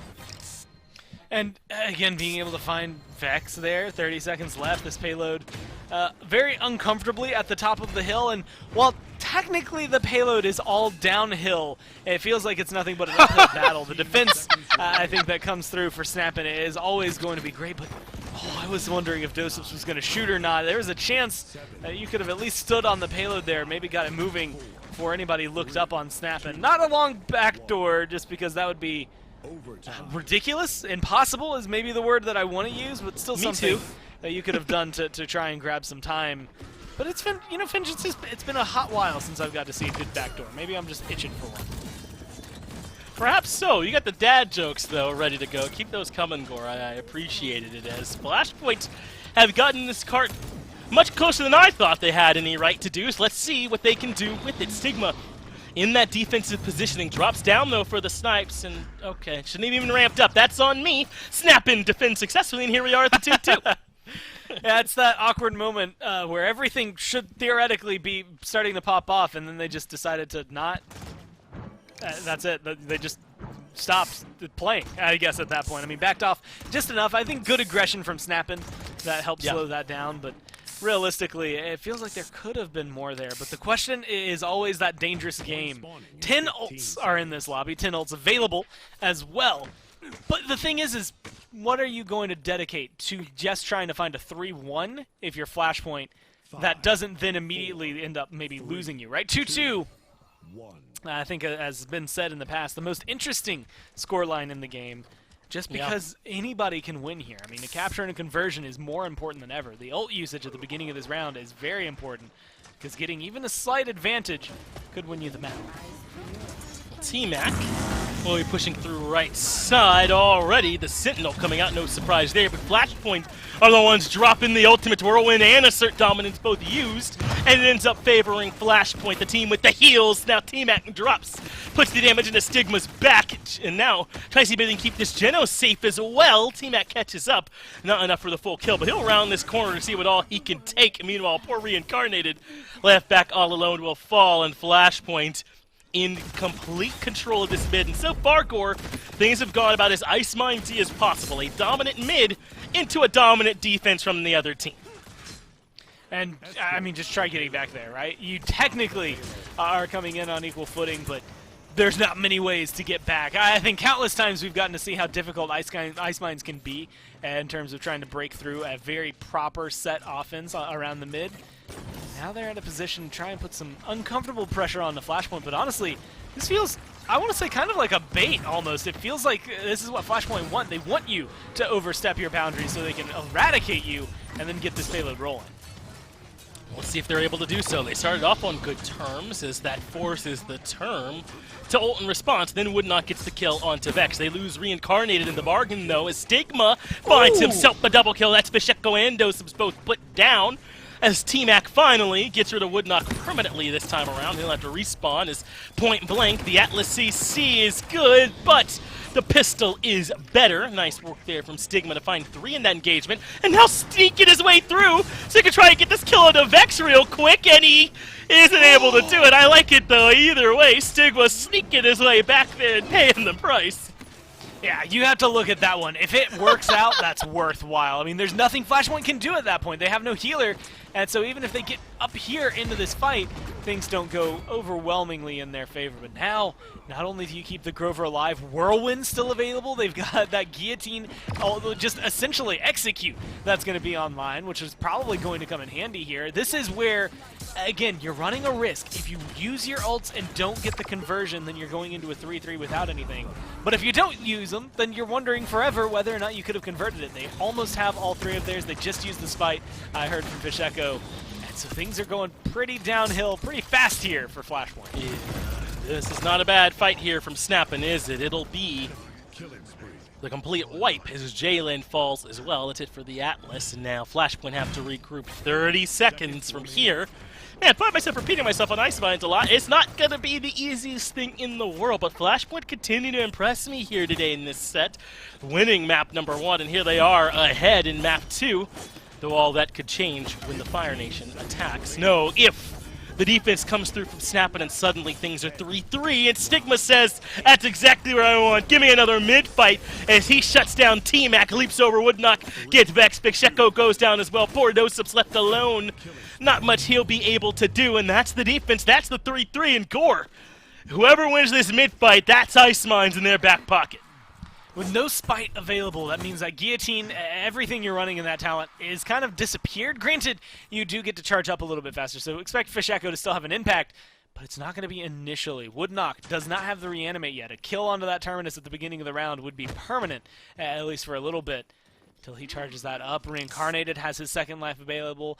This is going to be a battle of the ultimates, and when it comes down to sweets, I like what Flashpoint bring 5 out of 5, right? All of them, I think, are going to be a little more impactful overall. But there's not necessarily one big kill ultimate, right? It's a lot of stall ultimates. That's what Seismic Crash is. Set up or stall. It's what the banishes are from Atlas. Set up or stall, right? So a lot of it that buys you time, not a lot that make me scream, yes, instant death, right? I mean, even Vivian Sentinels, it gives you great DPS, but you have to live long enough to make sure that the sustain portion of the damage is there. Your damage per second isn't 1,000 in 1 second and then 0 the next second. It's going to be, let's say 100 consistently, or whatever the actual numbers are for it. Either way, you don't necessarily have that big King Bomb explosive nature of being able to find a couple of burst kills at the beginning of the round, which could end up hurting Flashpoint here, even though I like their suite of ultimates. We have seen the Whirlwind assert dominance trade, favor Flashpoint here every time. Ultimate coming out from the Genos does not find much as T-Mac keeps reincarnated pinned down behind the shield. 51% already for Flashpoint is not a good way for SnapAnd to start this, but often when you win the mid, you win the mid, so maybe it doesn't matter how much you give up, but Fisheko puts down Penguin. T-Mac gets the damage on the Stigma. Now this 84% looking a lot better. Assert dominance onto the point, but they're able to respond to it well with a little bit of help from Jalen. That means the Terminus and the Ash have got to stall long enough for their damage to make it all the way back, but Reincarnated can't do it. Woodknock left alone in the barn, 99% with OT ticking, all in favor of Flashpoint. In comes Penguin, looking for kills, but can't get through Jalen. Flashpoint, against my beliefs, everyone's belief, what the chat thought, are able to go up 2-0. And there's two things that are coming to my mind, right? First, I said it at the beginning, but SnapAnd, even though they've been a little more consistent lately, as a grand scheme this year, the theme has necessarily been the most inconsistent, I think, that we've gotten to see as a team as a whole. Stigma has a good game, 15-7 and 11. Bones does as well at 5-2 and 27. But, I mean, at the end of the day, it doesn't matter what your slash line is. It doesn't matter how many kills you get. And, honestly, your damage means nothing. Clearly. If Flashpoint are able to control it. This is something, and I'm going to go ahead and call it out, that they learned through all of last year. And they were able to do it constantly when they were playing Dosups as well as Vex and Fisheko against teams like the Renegades last year in the PPL. This was a very similar. You'd watch the Renegades and it'd just be a constant death match with them. They always were finding kills, it felt like, constantly dying as well in the back and forth, but they would always lose their games and lose their sets, and the question mark was always, why? What is going wrong? And it was their mid control. They just didn't have enough of it, and I think that's what Flashpoint showcased here. Inara being the biggest strength. Dosups has played this champion longer and better than anyone, almost anyone competitively, period, let alone how long he's just been playing Paladin. So I think there is a lot of merit to trying to strip that away, potentially, from them, because right now, Flashpoint, if they keep playing at this level, yeah, it takes them 14 points total to get to the 2-0, but they're winning either way, and they're up 2-0. They could very easily find themselves a big win here in this set if they can just keep it up. We got some Stone Keep in order here next, Gore. That's where we're heading for map number 3. And both maps, as you already covered, have been 4-3s in favor of Flashpoint up until now. So will Stone Keep be the same way? We can only wait to find out. But now if you're SnapAnd, Gore, I feel like you got to make some adjustments here in the pick and ban process, right? Because you've now allowed for Flashpoint to find a way to eke out these mid victories in every single map you've been on. And though you've been good in defense, you can't win these mids. Maybe they had to draft specifically for those to some extent to make sure they're ready to contest. Yeah, I think that's where, again, a lot of the pressure has been coming up, and solid for Flashpoint. I almost want, you throw out meta bans. I don't care about those. Like, Andro, get him out of here. Although, maybe he's pretty solid coming into this. Realistically, I want Inara to potentially either fill this second ban or that first pick. One of those two areas should have an Inara icon in it. And it then forces Flashpoint to play something a little more uncomfortable. Because, I mean, think about it. Trying to ban out Vex, like, taking away something like the Genos is realistically just slowing him down. He doesn't care if he plays Corvus, Genos, or whatever. Because he will very happily lock in something like a Grover on this map and have it look phenomenal. But now the Torvald coming in, first pick for SnapAnd. That's been permabanned all set so long here, Gore. And in North America, this Torvald pick is obviously of high value. The shielding strong and the ability to sort of amplify what your team can do. Hard to contest, but I like this from Flashpoint. SnapAnd are going to change things up. We're going right back to what's worked for us. Get Dosups on this Inara. Yeah, I mean, again, it feels good. I almost want Vivian here. I think, because Vivian with Wrecker, Okay. does well against Torvald, right? I mean, it's not the easiest counter anymore. It used to be way back when. I say way back when like it was ages ago, and I guess that's just because of how 2020 feels. But back when Sapperrounds was giving you base 150% damage to shields, by the way, on top of everything, you buy a full Wrecker, and it got up to, like, I think 325% was the max number. It got ridiculous in the day. And so Torvald was impossible to run because you didn't have shields at the beginning of the game if they chose Vivian. And so I think here it's a good chance to be able to showcase it. Doesn't have that capability at the very beginning of the game, but still works well with Wrecker. The sustained damage deals with Torvald's damage very well, or his shielding very well. Unfortunately, it means that you're focused on Wrecker and not something like Cauterize, which is Grover, is going to cause a lot of trouble. I think SnapAnd do a good job stripping that away from Vex, because that is a devastating pick to have in his hands on a map like this. I am a little surprised, though, that we haven't seen BK come through sooner here. I feel like with Torvald, that's about as good as it gets, right? You're shielding him up so the King Bomb can come rolling in, or whatever it is that the BK wants to do, and that you maybe want to take that out. But they don't necessarily have to go for it, right? I mean, you can bubble anyone. You can bubble a Zen coming in through here as well, wherever they like in this backline for SnapAnd. So I guess it's fine. It doesn't necessarily have to have been picked by now. But this is the downside. So look at SnapAnd's lineup. First off, let's look at Flashpoint. Inara stands on the point. Vivian, either backline, sideline, helps deal with Torvald, shields, Grover, even Terminus if they get there. Dama's going to heal Inara pretty well. Strix has the long range covered. You could go something like an Ashe and potentially have that capability there, or you could go for a third damage and overwhelm what SnapAnd are bringing into the game. SnapAnd, Torvald, if he's not bubbling people, he's useless. Grover, if he's not healing people, he's not doing his job. Does do decent damage. Terminus as well showcases. The problem I have with Torvald comps is they are 100% or they're 0%. And so when you see them, and, you know, what, we roll it back 3, 4, 5 weeks when you see that Bomb King Luminary boosted, Torvald boosted, goes 24 and 9. I think it was Poison that did that. That is your win case, right? You have one guy that is just blowing it out of the water. Nobody exists in the lobby. Who, like, forget about him. He is killing everybody. But if he doesn't pop off, then your composition means nothing, and it all falls apart. So this Lex, this Bomb King, both have to have some insane games, or else this Torvald pick might come back to bite you. I feel the same way that you do about Torvald that I feel about Lex, man, right? I mean, it feels as though we usually see him either doing really well or not, right? So SnapAnd are kind of all in here with this draft, aren't they? Really not.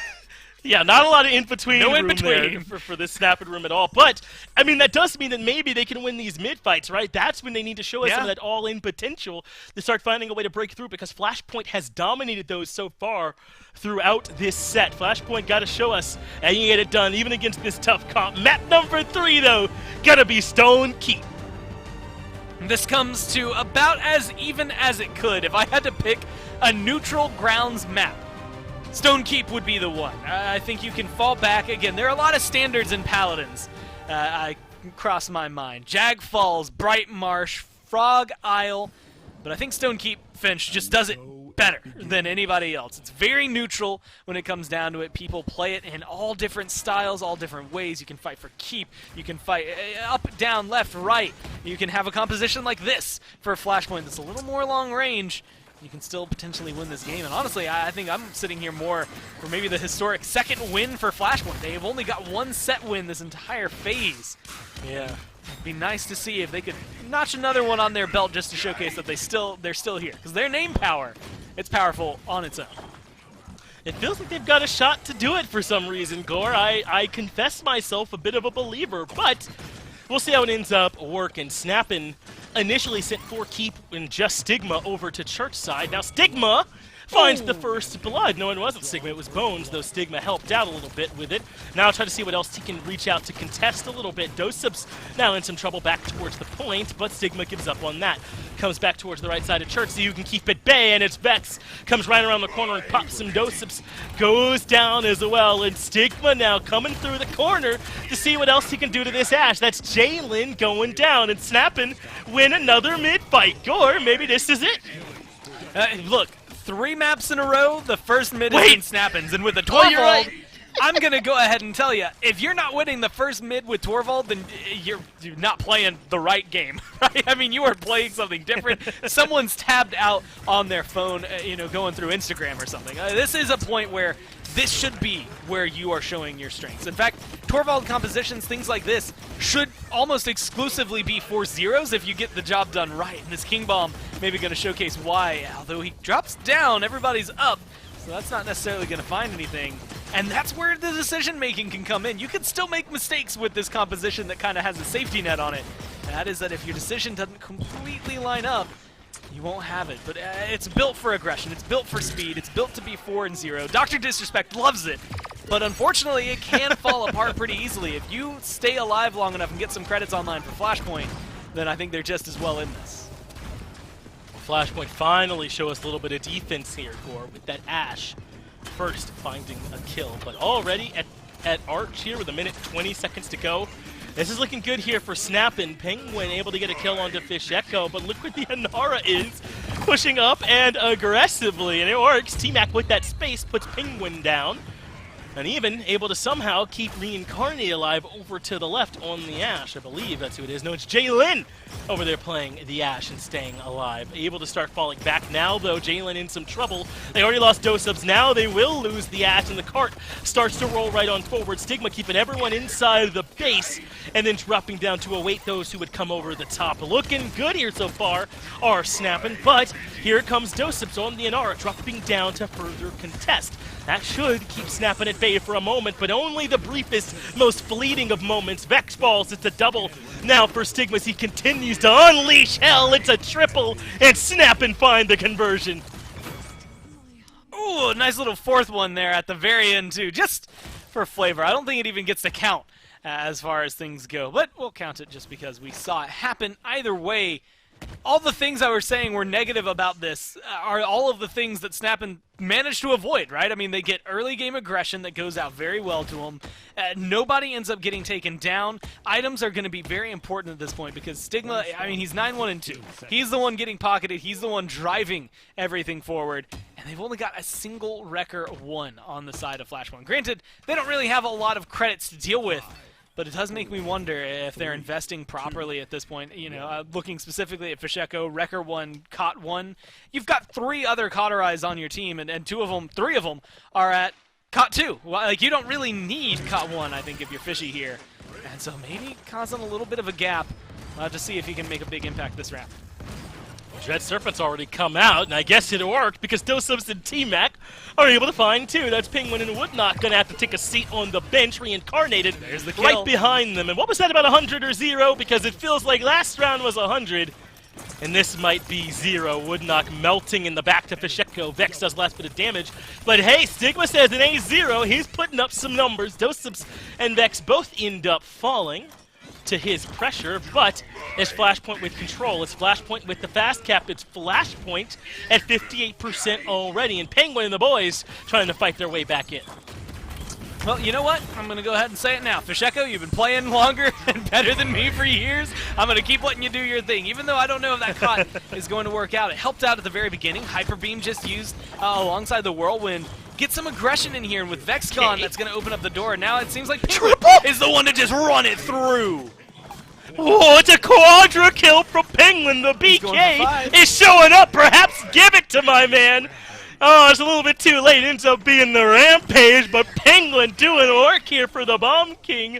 And maybe SnapAnd can hold on after all here, Gore. They're up 2-0, remember. And now they got 45% in their own back pocket. If they can just keep Flashpoint at bay and getting rid of Fish Echo, not a bad way to start. And now, maybe seeing if they can push through here on the right side. Dread Serpent does allow them to lock down Stigma. At the very least, Jalen gets that kill, though they do lose Dosubs over to the left. 96%, making 99 for SnapAnd.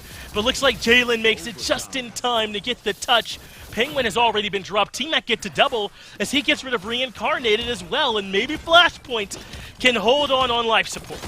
That's a big win condition. While Reincarnate is gone, there is no Torvald bubble to be had. And that means you can burn through. You've got your Inara back, and you've got rid of Woodknock. You're going to be able to control this, but that 99 still coming into favor here, Finch, because they have control of the point. I mean, you cannot leave this objective. Wow, and they must have, right? Because now It's heading over. It goes to Flashpoint. They did enough. Dosips gets rid of Penguin as well. I don't think that King Bomb did enough for them there either, Core. I don't know if you saw where it ended up landing, but it looked like it was off to me. And T-Mac now getting rid of Stigma. Wow, they were right up to the brink. But Flashpoint hold on and find that mid conversion. Had to buy a little bit of time, unfortunately. When your hand is forced like that, especially on Bomb King, it never feels great. You don't necessarily get to choose the optimal position and you know, make sure that Flashpoint are making maybe those mistakes. The communication isn't there. You just got to go in. And so Penguin, I think, feeling that one the hard way. Still able to find a lot of kills. Still got himself essentially a pentakill in the last fight, although the in-game timer, as rude as it is to disappear so fast, is only going to give him the quadra. I think there is some merits. Like, again, this Bomb King, it feels very hit or miss, which, again, I think is just the way that this draft is going to be. 100 or 0. They're either all in or all done. And unfortunately for SnapAnd, they only showed up all in one of the 3 fights that happened. And Flashpoint were able to take advantage of that, now find themselves just outside the base in a good position. But this composition, you know, for SnapAnd, even though it's all in or all done around mids, and I think on pushes as well, it's pretty solid on defense. I mean, yeah, you're going to have a couple of moments, and right now there should be progress made by Flashpoint just because so many people are dead. But realistically, in a wide open courtyard, I like this draft. Let's see how they can make it work, though. SnapAnd haven't really gotten a chance to do much defense yet. Woodknock up top. Penguin comes through to the left, and that means they'll be looking to control this right side. But Penguin was alone, and Flashpoint able to find that return kill. Normally, I talk about dropping to 2-0, Gore, is such a deficit, so hard to come back from. But here Flashpoint are on the precipice of making it 2-2. Now Woodknock will be the one forced down in order to contest, and he's done a good job of it, but Stigma falls around him. He leaps forward through the stuns. That gets rid of Vex and Fisheko. It's a double kill for Penguin, set up by a Woodknock, but still Flashpoint are here and contesting a killing spree for Penguin, is able to find 3, a double kill, 2 unconnected double kills, and he pushes Flashpoint all the way out, and SnapAnd now with a chance to go up 3-1. Can't really argue with the double-double. I think it just comes through well there for SnapAnd. There's a lot of pressure on them to keep this up. Again, things can fall apart in the blink of an eye with a composition like this. A lot of it is getting into the backline and consistency in that case. T-Mac gets a kill there. Nara's actually up here on the payload. They're contesting it. I thought overtime was going to be over. Well, they gotta hurry because overtime's going down now, and they are able to drop down Jaylin to keep this contest going. But there's so much damage from the back. Penman gets a double, and Jaylin's all alone. That'll be enough for the overtime to run down and snap and get the defense. And Gore, I think SnapAnd have a chance to be back in this set. They're up 3-1. It's a strong position, though. Flashpoint could still, with fast cap, get back in. Good. Itemizations at this point for Flashpoint, I think, are going to be very important. And realistically, it's being able to, well, shut down not the Bomb King, even though that's what you would think I would want to say. Shut down the Torvald that's enabling him so much. Bomb King's still going to be a nuisance. I mean, 14, 6, and 9. Not all of that is because of Reincarnated, who's only got 16 assists in all of that, especially considering first round. He significantly helped out Stigma. But there is so much to be said about killing off that Torvald, stopping those bubbles from being effective, and trying to cut them away. Fisheko now has record 2. I think that's going to be just helpful enough on that side. But T-Mac specifically going for a little bit of safety in himself, a Haven as well as a Nimble to keep him moving. Yeah. He doesn't want to be anywhere near that damage anymore. Well, it's keep side for SnapAnd, Church for Flashpoint, and Flashpoint with that fast cap have a little bit of an early lead, but in comes the Vivian. I think there was a seismic crash there as well, and that sets up for 2 kills to go the way of Flashpoint. Penguin, though, gets a critical one in Fisheko to go the other way. It's a double kill for Penguin. Again, this Bomb King has done so much, and now Dosip is left alone. He's doing great, though, to stop them from getting a cap all this time. He's even still alive now, though he finally ends up falling with Vex pushed out by Stigma to killing spree for him, as he's been a part of 3, and SnapAnd have made this comp look so good, Gore. Flashpoint struggling to get a consistent answer. So I feel like I've said this a lot in the last few weeks, but why do we not see more Bomb King when he has performances like this? That's a good Hyper Beam as well to buy some space. I mean, I'm giving Penguin everything that he needs right now. It's going to be looking good. They're at 90%, 93, still rising in control for SnapAnd. Doseps is down there now, though, and contesting, so that should slow things down for the moment, especially if Vex can get him some healing. But Reincarnated trying to get rid of the Dom, but good positioning keeps him alive. Now it's 99%. OT ticking. Doseps is down, so it's up to Jalen. Fasheko gets rid of Bones, and the Ash falls as well, so the overtime starting to tick down further and further in favor of SnapAnd. But right the last second, Vex comes in to keep it going, and now no one is capping Flashpoint, barely keeping themselves in this one. T-Mac gets rid of Penguin, and maybe they can hold on because Doseps is back out there walking a tightrope core as the whirlwind used, but even not enough. Reincarnated falls during it, and Flashpoint get the Wow. cap. What is going on? It's the thinnest of margins. I'm gonna be honest with you. I was fully ready for that game to be over. I was preparing my final statement. I was gathering all of my mental notes. Like, okay, what do I need to line up? How am I gonna talk about this last fight? What is the final recap, and how do I want to word it? And now I'll admit I'm a little kind of left speechless. I don't know where to go with it. I was so prepared for Flashpoint to lose there. Well played by them, and specifically shoutouts to the Strix. T-Mac getting aggressive where I think was necessary in there, buying some time and being able to find the kills they did. Locking down this Terminus is important when it comes to the mid control. And they seem to have figured that one out. Now a good seismic crash. They can't win here. That is the key to note. You can only tie it up 3-3 if you are Flashpoint. So it's not the end of the world. It's not the end of the game as of yet. And I think that can take a little bit of pressure off of SnapAnd, but now you have to be a little stressed out. That was your point to lose. The longer this game goes, the better Flashpoint then can handle your composition. Oh, King Bomb right behind the other bomb, and Penguin able to put down Fasheko. But doesn't it, Gort, feel like Flashpoint kind of need to get this conversion? It seems so much less likely to me that they're able to find another mid-fight win and then turn that into a conversion, or even possibly a third mid-fight win, right? I mean, it kind of feels like they at the very least need this to get in, just for their momentum as Woodnock leaping forward, able to find a stun and all that, but still low is Doseps on the other side. So Flashpoint, after losing T-Mac especially, not particularly likely to continue pushing right now. SnapAnd doing a lot to find these defenses as Woodnock gets the stun to Doseps again, but not enough for any kills to come through. Flashpoint, though, with the kill to Jalen, and they're moving Penguin. Losing Doseps, though, means they cannot do much, especially with Vex low in the back. SnapAnd have done enough to stall them for now. I'm going to say, I want to say unpopular opinion here, but honestly, I think getting the conversion, this is a win-win scenario in my mind for whichever team is down a point right now. Granted, especially with Woodnock going down, not using Reanimate, you're now in a good position to try and get some overtime. Payload's going to hit a couple of snags here, especially if Penguin can keep his damage up. But you're making a lot of progress. But you win, you get 3-3 tie, you're 1 point away from winning. You just have to win the next mid. You lose, you still have half comeback mechanic enabled for you, so you're able to continue getting aggressive and make things go your favor. I think for Flashpoint, the best thing they can do is keep their ults charged up and not whiff anything here at the very end. Well, Woodnock gets aggressive, taking care of Fasheko.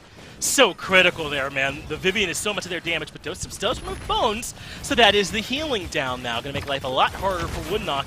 But they lose Doseps and Jalen. T-Mac gets reincarnated, but pays for it with his life. A double kill from Penguin. And Snap and get the defense, so it will be a 3-2 mid-fight after the 3-1 mid-fight. And Flashpoint continue to walk a tightrope, but it's going thinner and thinner. How much longer can they keep this going? Man, I think we can just go ahead and get that on a soundboard. The double kill for Penguin. Like, if you just want to give us a, you could give us a couple clean lines. We could just hit a button Push the caster every button. time it happens at this point. I mean, yeah, it would make it a little easier, I think, on you and on your voice overall to just have that button prepared for you. He's got 138,000 damage. It's ridiculous. Absurd. At 23, 9, and 14. Not trailing too far behind him. 24, 13, and 14 there for Stigma. Both doing very well, and this is actually a little ludicrous to me. I've never seen this many Havens on a team. All 5 of them have locked it up here. And admittedly, that's maybe the downside. Flashpoint didn't necessarily diversify what kind of damage they're dealing. Ashe is going to technically have blast damage, but everybody else is dealing pretty direct damage to him. So that Haven's going to be very effective here. We might see that come into play. It's helped keeping him alive so far, and I expect it to continue that route throughout this mid. Stigma, though, knows Jalen is the target. Puts him down right away. Too easy for Stigma on that one, though. Vex does get the trade Whirlwind being used in the back as well by Bones. I don't know if it got as much as he was looking for, but the squad will regroup back and keep SnapAnd with a 51% lead. Remember, Flashpoint, we're down to 99 with just their Damba alive last time. They can do it from anything as Jalen kills the BK in the middle of King Bomb. That is huge to get rid of Penguin there. Woodknock dropping as well. Reincarnated falls to a double for T-Mac, and all of a sudden Flashpoint starting to make this fight theirs, but Sigma gets a double in response. So that means SnapAnd not out of this fight just yet. Sigma not able to find any more kills as T-Mac puts him down, and now Flashpoint 75% on the board with Fast Cap to help the rest of the way. King Bomb comes in, Gore, and another one from Penguin that doesn't find much. The King Bomb goes a little wide though, Finch. It's 89-93, still rising. Terminus has to make the long haul play and jump down there, but Woodknock's just going to take more damage. Flashpoint, they do it again! What is going on right now? It's not enough for them to cap it right away, though. They had to give up their positioning. Now the overtime ticking in their favor, and Penguin is low, falling prey to Fish Echo. Flashpoint will get the capture, and all of a sudden, Gore, we're in a 3-3 with a chance of them to win off the cap. Fish Echo living thanks to the Damba healing, and Flashpoint now have a chance to put this set to bed. And I think right now, you know, Fish Echo's doing a great job. The damage coming out from this Vivian is absolutely immense for them. But my credit's going all the way to Strix and Ash, I think, in terms of keeping things rolling forward. The damage numbers that they've been putting out and control, as well as Dosups. I mean, shout-outs to the main tank having to trudge through the mud to keep this one going. I think everybody right now on Flashpoint are just hitting a different note than they have been. And even if there's a pause right here, even if Penguin gets yet another double kill, I think at the end of the day, Flashpoint are very happy, as of right now, with the state of the game. 1 minute, 40 seconds left to continue pushing this. They're already about, let's say, 55% of the way through. And even if you hit a snag, you've got plenty of time. The only thing up on the side of SnapAnd right now is this King Bomb. You got to use that to your advantage while you have it. Otherwise, ult's coming up, assert dominance, seismic crash, the Sentinels. I mean, that's great news because they already have the Dread Serpent. Flashpoint, I don't know, Finch. I'm starting to get converted. I'm a believer. They might be able to get a 4-3 here if they do it right. And let's see if they can make it happen. Penguin and Woodknock's kills on the T-Mac and Fish Echo, though, are pretty critical to try and slow this one down. But Flashpoint still have Gore another minute. It's a lot of time to work with, and they've got some key ultimates, as you already covered, coming up here shortly. 58 seconds left for them to try and make it happen. There's a good stall, though, from SnapAnd to eat up some more time as Flashpoints reconvene in the church, perhaps say one final prayer and hope they can find a way to make this happen. But Flashpoint playing with house money, right? If they get the win here, they just win. But if not, they get one more mid-fight. It's SnapAnd that have to decide how they want to allocate resources. And in come the Ash. Assert dominance behind it. Now the assert dominance dropped. I thought she'd already used it. As T-Mac does end up dropping. But look at this. Dosups was just pushing the cart behind everyone sneakily. That forces Woodknock to give up the high ground to come down to contest. Jalen falls, but Fish Echo gets rid of Stigma. Now without the Lex, things are less likely to happen. Seismic crash lands, but it's Dosups that ends up falling. It's SnapAnd defend again. Flashpoint gonna have a really hard time converting from here. Not only a really hard time converting from here, I mean, Penguin looking to continue going. Right now, it's all up to Jalen and what you can do on this Ash, although it doesn't look like much. But Finch, look at it. Look at the ults, look at those diamonds. 4 up to SnapAnd right now in overtime, and 1 up for Flashpoint. This looks like it should be done, but Flashpoint are still fighting. I'm impressed with them more than anything, but I'm going to go ahead and treat that one the way it should have been treated. The gloves off, it is out of there, and Flashpoint are at the most disadvantageous I think they could be in this position, or I guess for their position. 1 ult not available, and it's a breath away from being available, and that is the Whirlwind. Unless SnapAnd absolutely miss every single ability and everything, and it falls apart, this should be their mid. I mean, this cards are stacked in their favor. Everything's stacked in their favor right now. I don't know. And so I have to see if Flashpoint can pull out a miracle. T-Mac has flashbang, Gore. I feel like you're over, you're kind of glossing over that. What am I getting? Pentakill for the Strix. Easy game, baby.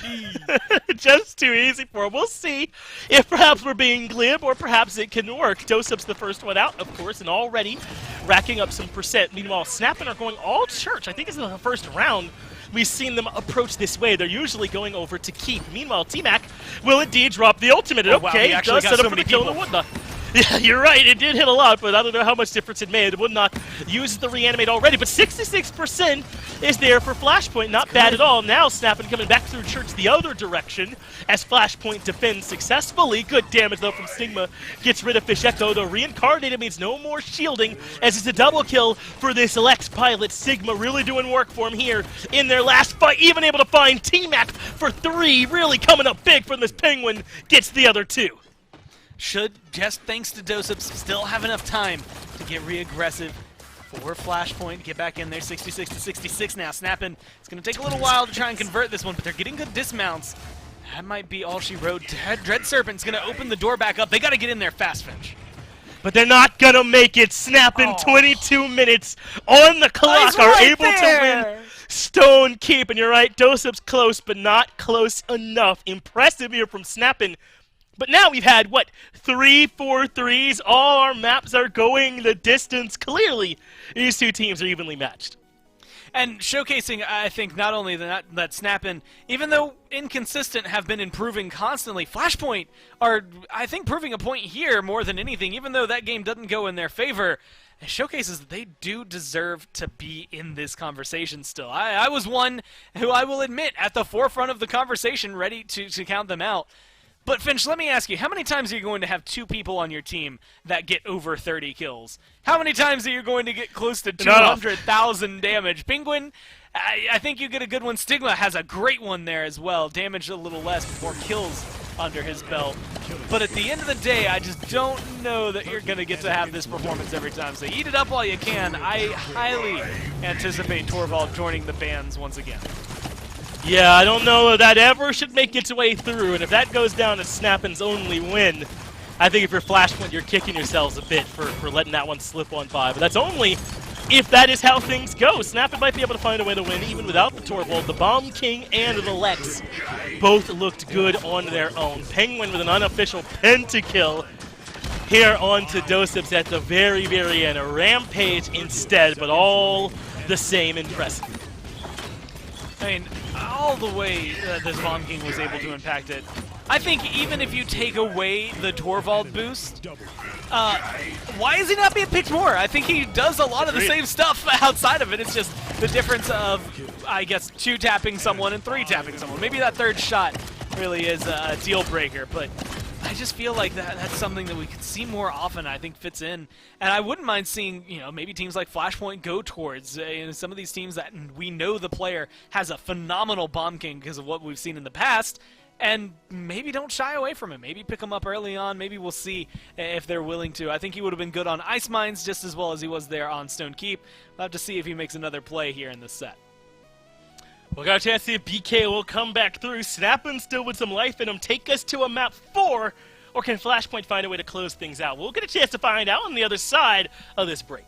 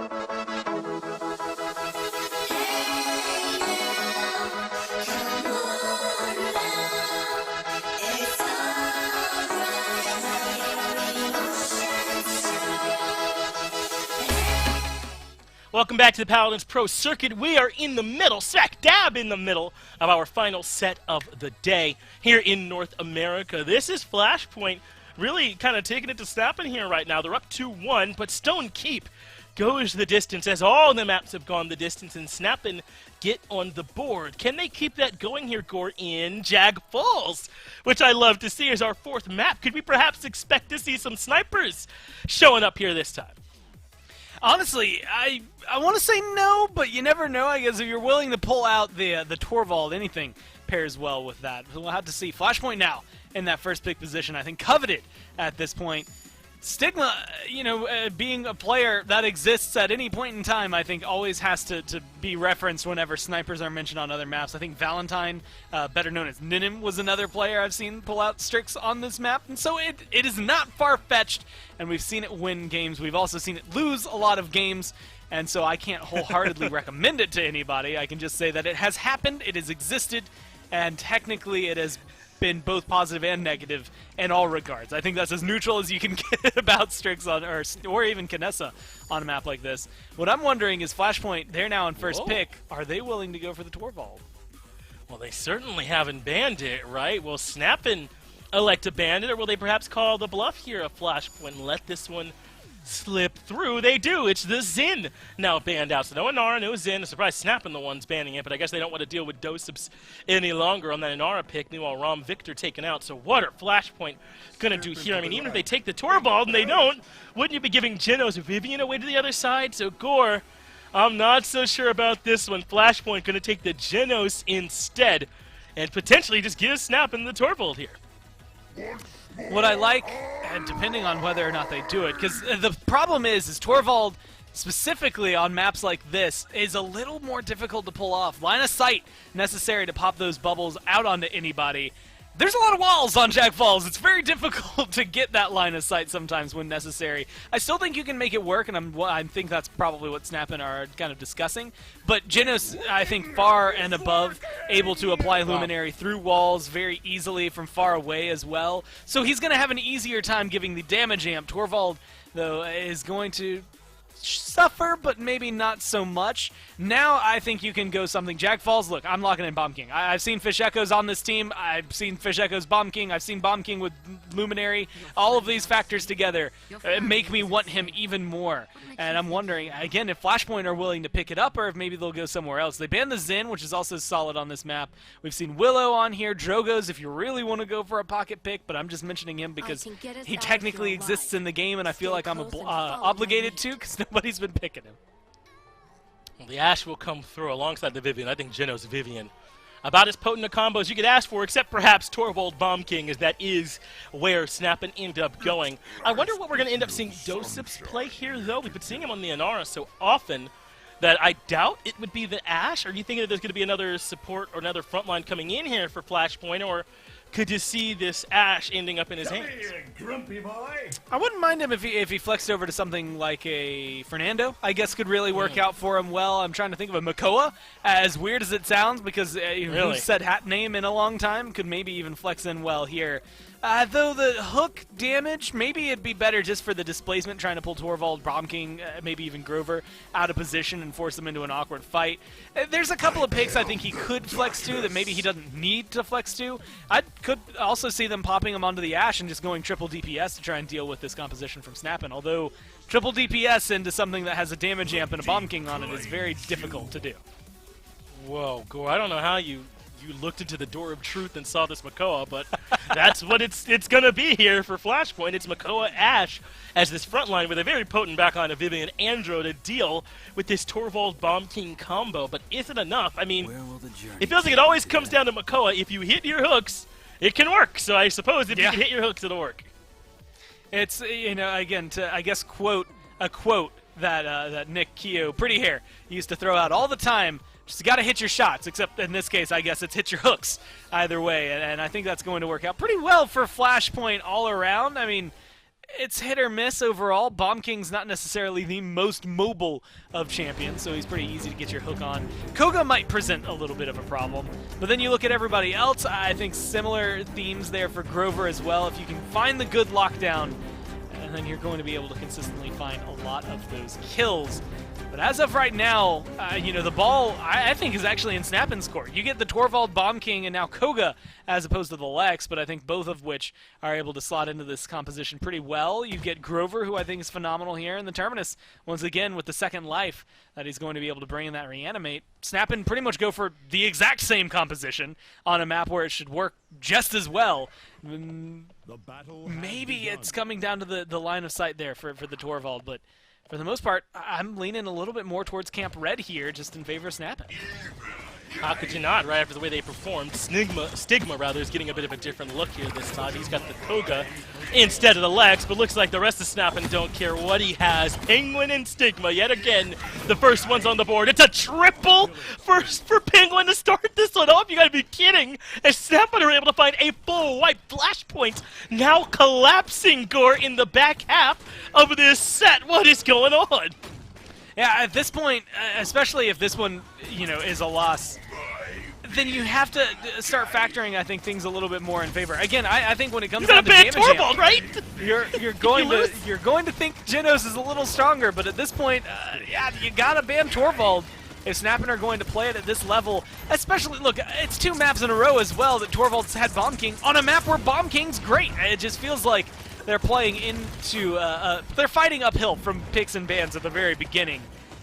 So I have hopes for him. I mean, we saw him turn around and keep it close last time around, but Jackfall is a little easier to find 4 zeros on than some of the other maps, and again, I just feel like SnapAnd have it in them.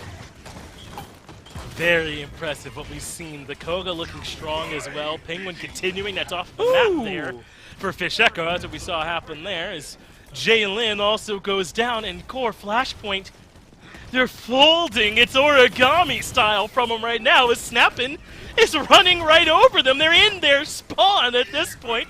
Now the cart's starting to round to this final corner. Flashpoint got to find some kind of way to keep this defense going, but Stigma trying to make his way all the way around as well. Dosip's starting to also take too much damage from this Koga in the back, and Penguin does last bit of damage to the cart now right outside, and SnapAnd, no time at all has passed. Hasn't even been a minute. They're up 2-0. All right, I'm going to make a comparison for some longtime viewers that are going to understand this. It's happened on Jackfalls twice now, but Fisheko on Makoa makes as much sense to me as when NIP ran Bittner on Torvald. And Bonker, I think it was Bonker at that point played a Lex. It's Jalen here on the Andro. I think Jalen on Andro maybe makes a little more sense to me than Bonker on Lex, but either way, I just don't know where Flashpoint are going with this composition and specifically who's playing what. Overall, I kind of expected maybe Dosips to be the one more than likely on the Makoa, so either way, it's a shake-up. But the draft seems to have gotten out of hand already. This is going to be a very big turnaround because if this mid-fight goes the way of SnapAnd, I think they close it out before. Well, no one on SnapAnd has died yet so far. They have completely controlled this game so far. Whirlwind in response to that Genos ultimate on the other side. Stigma's ultimate also does not find much. And those are the first deaths for SnapAnd all game long. Jalen getting himself a triple. You said you weren't too surprised about the intro from him. Maybe it could work. Well, maybe he'll get a triple and keep Flashpoint in this game. Fast cap is working. And now Jalen can get a bit aggressive up in the sky, dropping the accursed arm. Whatever it takes to keep SnapAnd stuck inside their spawn and secure this mid for Flashpoint. And it's so far so good. Again, you hit the hook, you get the kill. That just tends to be the way Makoa works. With comeback mechanic, they're going to be able to get that point. But again, it almost makes me wonder, especially with how this fight is going, how much of that was won by you, which is that very initial, and how much of this point was really secured, you know, with a little bit of assistance from some code, I guess realistically, that comes through, right? Because Flashpoint, I mean, all in all, lose that. If we were still in a mid, if there was no comeback mechanic, SnapAnd are controlling the midpoint right now and potentially capturing it, or at least keeping things interesting for us. And so Flashpoint have a lot of work, I think, not only to get back to where the payload is already, but then to get aggressive beyond that and showcase where this composition really can sit in the face of what SnapAnd are bringing. Man, when you say, is it you or was it Fast Cap, you sound like Iron Man. Everything special about you came out of a bottle, man. You're roasting them. We'll see if they can live up to it, though. And maybe find a way to show us they can win even without it. Over the top, though, comes Jalen. He's been looking good on the intro so far, as it does look as though SnapAnd, or rather Flashpoint, have been able to find a little bit of breathing room here. Penguin taking too much damage. The Makoa rolling in, but some shielding comes through to save him. They get the kill, but Doseps puts Penguin down eventually anyway, so it ends up being 1-for-1. Stigma has made his way to the back line, not enough to get rid of T-Mac, but puts him low enough for Reincarnated. And a little bit of help coming out from the Terminus, that last bit of damage. So Flashpoint have been stalled out after a nice push by SnapAnd. And again, just good aggression coming down from SnapAnd, unfortunately, for Flashpoint. That means that everything's, like you said, stalled out, not even halfway through. 50 seconds left. Jack Falls isn't necessary to have the longest clock in your favor to make sure you can get a conversion, but you definitely need some time to be able to get there. You can do it all in overtime, uncomfortably, but you can. And unfortunately, again, defense-wise, I should say, Koga, Bomb King, Torvald seems pretty solid to me, so you really have to go pedal to the metal here if you're Flashpoint to make sure that this one can convert to try and keep it tied up. That's right. The danger of falling down 0-2 is exactly this push, and you dropping to 3-1. Doseps has recognized where the Koga is, but it's too much damage. Shoulder bash for the reposition, but they've already lost the Makoa. Jalen falls too. The only thing they get is a kill into the Koga from T-Mac. 3 seconds left as Penguin brings down the hammer. He's able to find another one. SnapAnd get the defense, and Flashpoint in a familiar 3-1 deficit. Now, they might be able to find themselves another solid play to just try and cinch a point away, but look, how often are you going to have Jalen come in and just wipe the floor with SnapAnd, right? You're not going to get it every round. And so either T-Mac steps up, maybe Jalen does do it again, and it's just kind of a miraculous 2-time return for him. But I just feel like this one is still in favor of SnapAnd at this point. Overall, you've got, again, 1 record 2 there for T-Mac on the Vivian. Good to help deal with Reincarnated. If they can kill off that Torvald early, I think things can start to shift in their favor. But Bomb King has his ult. The same thing there for Bones, being able to bring in the Whirlwind. Both are going to look very solid, I think, right here. And unfortunately, that just means more downsides for Flashpoint. King Bomb comes out early from SnapAnd, though. He's headed for Doseps. Remember Doseps, the Ash pilot this time around. Assert dominance, though, is the response. Doseps still here. Doseps getting some healing, and T-Mac gets rid of Reincarnated, but Jalen falls in trade. That's twice he said something about Jalen in the break, and twice it's come true, as he was not able to have the same repeat performance. We'll see, though, if perhaps they could find some kind of way to hold on, though it's Flashpoint pushing forward. Flashpoint getting the Void Grip, but it's Woodknock putting down Vex in response. 31-27. This one's still relatively even, but now Flashpoint back in control. In comes Woodknock, though, with the dunk. That means he can put a little bit of his own pressure here and get some percent going for SnapAnd.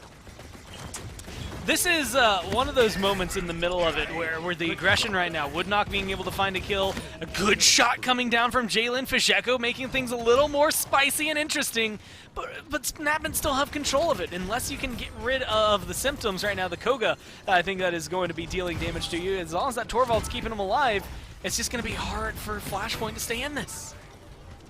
Stigma is able to get rid of Fisheko. 66-66. How close is this one, huh? But SnapAnd are able to find some control back over the mid. Penguin gets rid of Doseps point blank, and that's going to put them in control. Remember, they're already up 3. This will end the game if SnapAnd can find a way to clean this one up. But T-Mac and Jalen get some kills, but not a touch. SnapAnd, just like that, are able to win Jag Falls, and Gore, we're going to keep this one rolling, apparently, as SnapAnd have found a way to bounce back. Flashpoint now suddenly in a 2-2 set.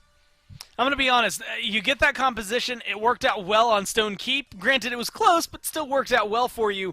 Once you go to Jag Falls, where at least 2 of those, if not 3 of those champions, in my mind, work better, yeah, it's going to go their way, right? It kind of came up, I want to say maybe more unsurprising, and now it almost feels like this, realistically, we should just ignore those first 2 games, right? Where Flashpoint win 4-3 twice in a row. I mean, they were very close, they were very solid, they looked good doing it, but these last 2, I mean, have been maybe more important for what's been going on, right? Flashpoint keep it close in Game 1, but they ultimately lose it. SnapAnd make it look easy there in Game 2, and if they get any similar composition on, let me think of maps that are still available. I mean, Frog Isle is somewhere you could go, which is very valuable. I mean, if you go somewhere like there and you get this draft, you're going to 4-0 it, and it's going to be unsurprising if you win. Let's hope that is overhead, and love me some Frog Isle. Let's also hope Flashpoint can find a way to hit Ban and Torvald at the same time, right? I mean, how much must they lose to it? I mean, I almost wonder if they might even be getting more directly to the source if they just banned the BK at this point, right, Gore? Something true. to try and to break up this strategy here from SnapAnd, because they have made it look excellent these last 2 maps in a row and fought their way back to an even state. I'm all out of positive things to say about Penguin at this point. He's doing it all here for SnapAnd with some excellent help from Stigma, but it starts with the BK. Yeah, honestly, yeah, you said it all. There's not a lot more to say about SnapAnd. They did it well. They've done it consistently, Yes! and eventually we get our Frog Isle. I'm excited here. The good news is, for Flashpoint, this is not necessarily the best Bomb King map in the game. I mean, when it comes down to it, we don't see him here as often. This is where, I mean, we used to in the way before time, before these hit scans came through and we're consistently countering all of these projectile champions, specifically the ones that fly. Drogo's could be a pick, although, again, I think I'm just saying his name for merit more than anything. We've seen Dredge on this map. Willow, I think, could work well, but this is where you roll it back. Xin could be very solid, especially paired with a Torvald if he's able to. It could change the game. Eevee, Maeve, I would love to see. I think both of these teams are going to be able to control that. And unfortunately, SnapAnd, they're not going to run the risk this time. Yeah, they're banning away the Torvald from second pick. Very surprised. But they don't want to have to deal with it. I think maybe at least even get Flashpoint to spend a second ban on it, perhaps, and just ban it second. But, hey, you know, SnapAnd's the one that fought their way back in this set, so it's hard to question them from this position. We'll see what their second ban will be. They take away the Inara and the Torvald. Picks that have worked well in their hands and in Flashpoint's hands. Both snipers banned away by FP, and now Flashpoint, if you want to grab the Genos first overall, you'll hear no complaints from me. I think this is a much better spot from that, where you don't have to worry about that Torvald on the other side. Yeah, you'll be able to scoop him up and be happy, although... All right. Finch, they're going Terminus, and granted, this can be a good map for Terminus. It was maybe not at the forefront of my mind, much like it wasn't for years. Although, there is maybe a conversation to be had about getting dose-ups on something comfortable. With Inara gone, go to the next best thing. Inara, Terminus maybe being able to kind of fill the same slot. But now you give, well, I guess instead of Vivian, or it could just be Vivian Victor, which would be ridiculous, because Corvus is still available. You don't necessarily have to go forward for a support, but you could grab Genos with this Victor and make sure he has a damage amp.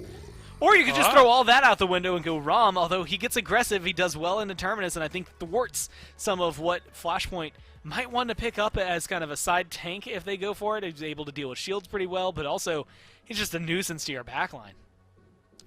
And they can't pick everything, right? I mean, I think you'd make the argument that SnapAnd would take the Corvus, the Genos, or the Vivian, whichever one of those made it through, or even another tank, and all of that can't be taken by Flashpoint in these next 2.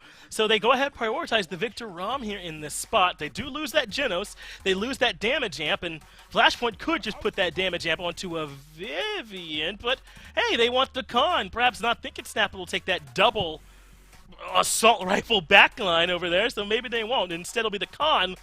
The pulse didn't work with the Makoa. Maybe it'll work with the con instead. Well, they're like, I would say maybe same difficulty, longer range overall to be able to grab, but still easily missed. And maybe more effective, but few and far in between that come through from the con. So I'll be interested to see how that one works out. Atlas comes through. I tend to forget sometimes Frog Isle point tanks, as good as Inara is, are maybe thrown to the side. Terminus will be able to hold up there. But right now, what SnapAnd feel like they're going for, especially if they get, I guess, Corvus overall, and they don't have much damage amp on their side, but they've got a lot of damage as of right now. I mean, Atlas and Rom are going to be able to do it from far away as well. Hit scan there for Atlas and Victor and the Rom, all of which having sufficient shots. And they go for the Grover as well. Very good resets. Honestly, maybe necessary as opposed to someone like Corvus or Genos, just because he's going to have more healing to keep the squishier front line like Atlas alive and more consistent in these fights. Yeah, plus Whirlwind, almost irreplaceable in a team fight, right? Such a big ultimate for extending out your team's ability to keep fights going. So You won't catch me complaining too much about this SnapAnd drafter at this point. As Flashpoint, I like to go to the Willow, so trying to now take a look at what their backline's going to be doing. They've got the Con Terminus front, the Genos to keep everybody healed, and this Willow will be in the sky putting out damage, and you got to think, here, 9th overall, they want something like a Vivian back there to be some additional damage.